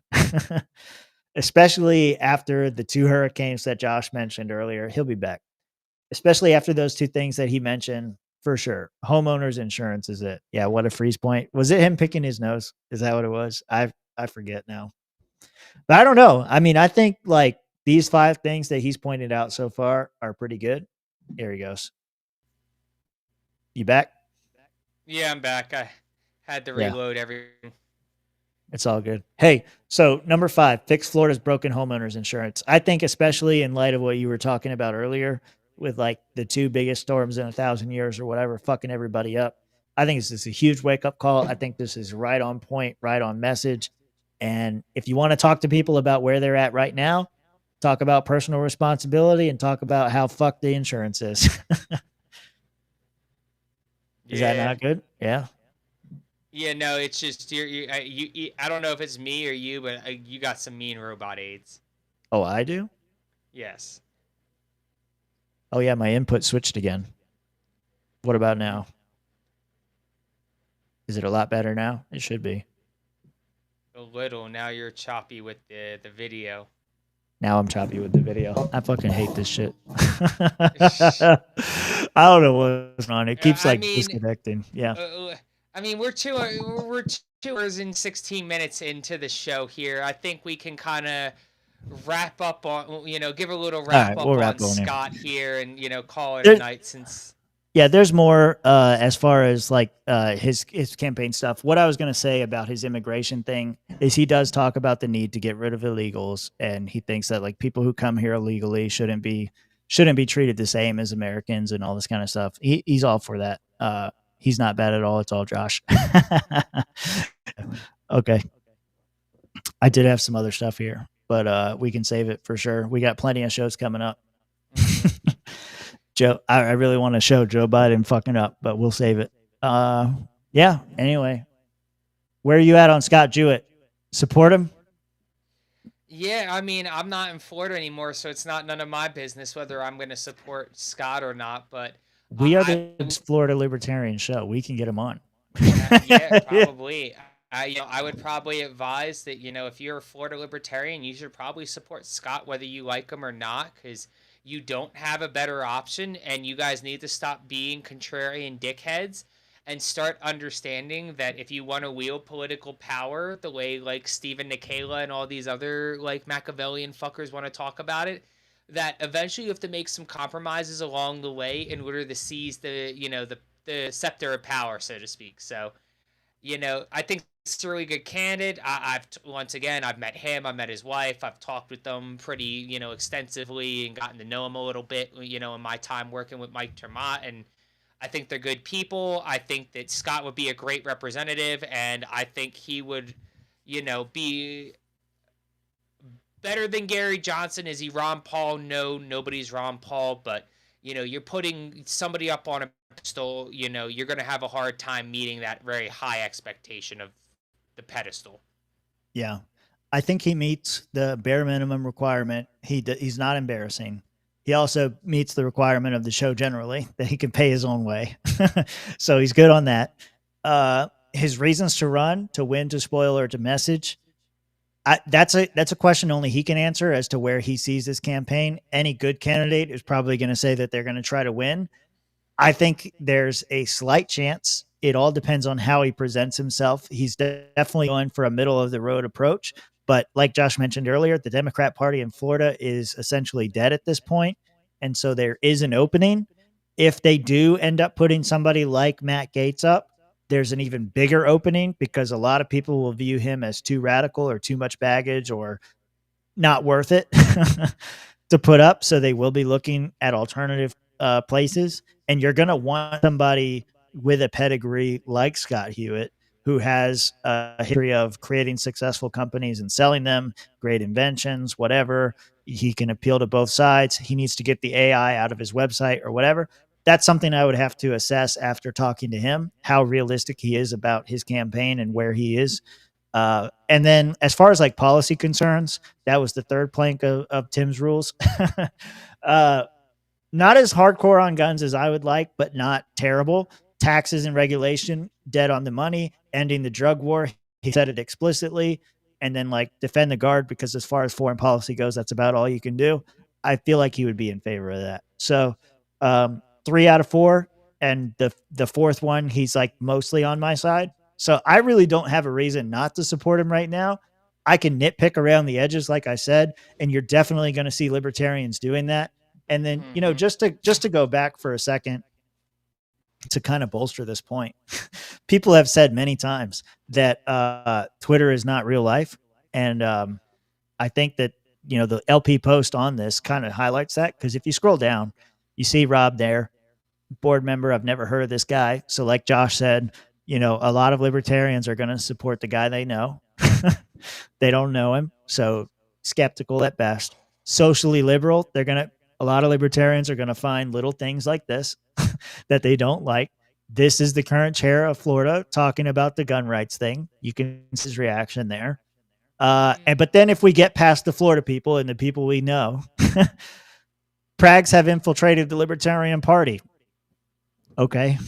Much as they did for Democrats and Republican parties, just to a lesser degree so far. So disappointed in it overall. What type of flat tax for Florida?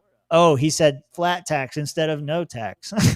We don't have an income tax. Is he talking about consumption tax, repealing all taxes, blah, blah, blah. So people are going to find their little things. I didn't mean to click on him. James doesn't really like him. We know James. Hi, James. Hi, James. Is he actually running? I might donate. Okay. Guy there, clapping, Kermit good the there. Monster. No social media. Why no social media? Hey, because social media isn't real life, boys and girls. And that was what I was going to say from this. So, not a whole lot of reaction here, mostly skeptical. But that's how libertarians are. We're going to do the purity test, and we're going to find the things that we disagree about. We're going to focus on those instead of actually trying to get some wins. So as of right now, I think Scott Jewett should come on the show. And I think that we'll talk to him, and we will not drop any N-bombs for Scott. We'll pay him that respect. But I think we can get to I don't know. We're the biggest libertarian show in Florida, and I'm not ashamed to say it. And I think if you want to libertarians, it's a place to do it. Because I'll ask some tough questions. I think that, like I said, he needs to be realistic about his chances and what he wants to do with this. But if there's anybody to run, he can do it. And I think here's bold prediction. Ready? He's going to do better than Hector Roos. Oh, 100%. That's why I said bold sarcastically. Yeah, I think even if you got Hector on here, Hector would be like, oh no, Scott's definitely going to do better than me. Like, yeah. Like, once again, the amount of money that Scott spends on this election is going to tell me how serious he was about running for this to begin with. What's your minimum? My minimum? For him to be serious. Yeah. $500,000? More than that. If he's going to be a serious candidate running for governor in the state of Florida as a libertarian, and he doesn't spend at least $1 million like flat, yeah, that's bare pretty minimum.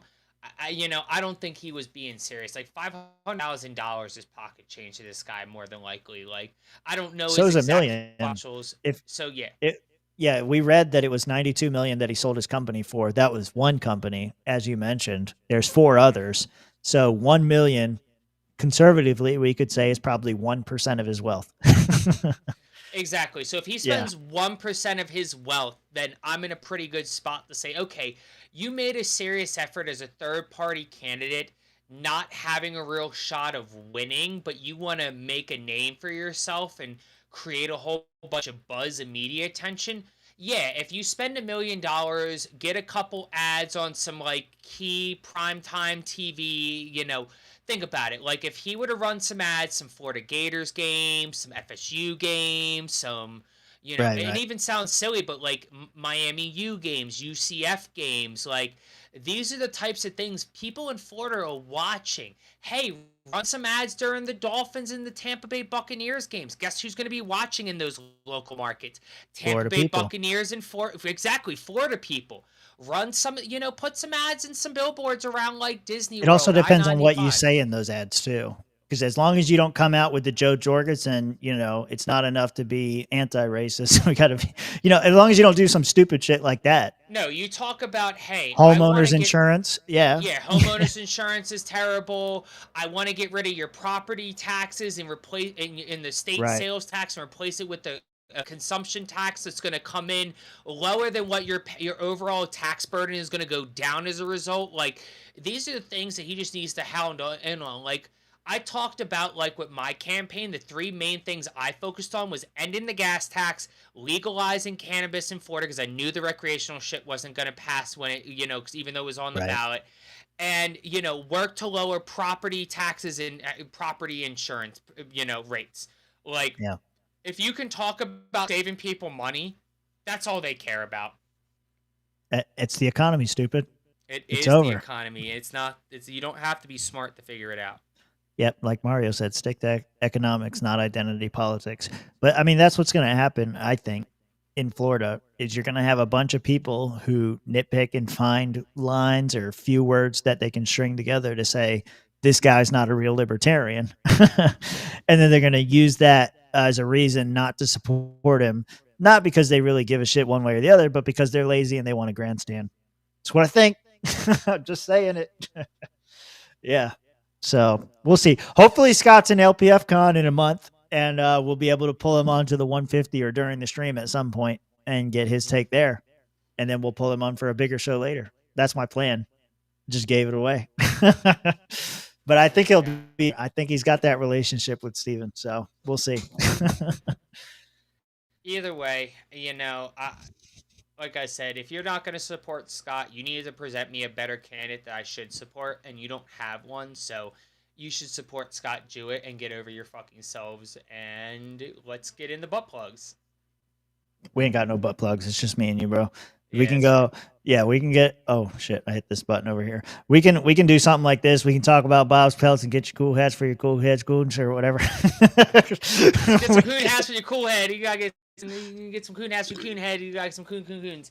Like, we got bear pelts, we got wolf pelts, coyote pelts, roadrunner pelts now. I got pelts for bears. I got pelts for brown bears, polar bears, black bears, grizzly bears. We can make it the back. I got pelts Possum pelts. You need a possum hat? I can make you a possum hat. We got pelts, ladies and gentlemen. Bob's pelts. Bobby's pelts. We got horrible Surgeon Generals. We got great pelts. Well, for everybody, I don't know what happened to you out there. That was weird. But for everybody that missed it, but mainly for Josh, I will replay once again tonight's sponsor for the show. And then we'll get out of here. We'll go play some putt-putt. You ready, Josh? No. There you go. Oh, no. This is a minute long. I got to suffer through this. It's okay. You'll enjoy it. If you guys ever being going, ooh, in your bed, that okay. I'm having migraines sometime too. Yeah. You got headaches, Josh? Good head. Get some good head. Nobody want to be having bad head. That's why good head, it's only all natural migraine relief. Good head not being a pill, it a trill. Because with good head, you can suck your pain away. Suck your pain away, Josh. Get you some good head. Get rid of them headaches. So you can fit more than just a tip. But being careful, because too much good head can be really sticky. Too much good head, real sticky, and bro. Even though it being small, it's still being choke and hazard. And with good head, you just want to be suck until you come for the ball. But don't be selfish. If you know somebody who having a lot of headache, you can give them good head. Good head. Suck your pain away. Suck your pain away, bro. Travel a lot, that okay. We also having road head. You also got road head for on the road. Yeah, so go get you some good head. Hang out with us in the Discord. All the links are in the description. That's my only plugs. We'll be here every Tuesday, Thursday, Sunday night. See you later. Bye.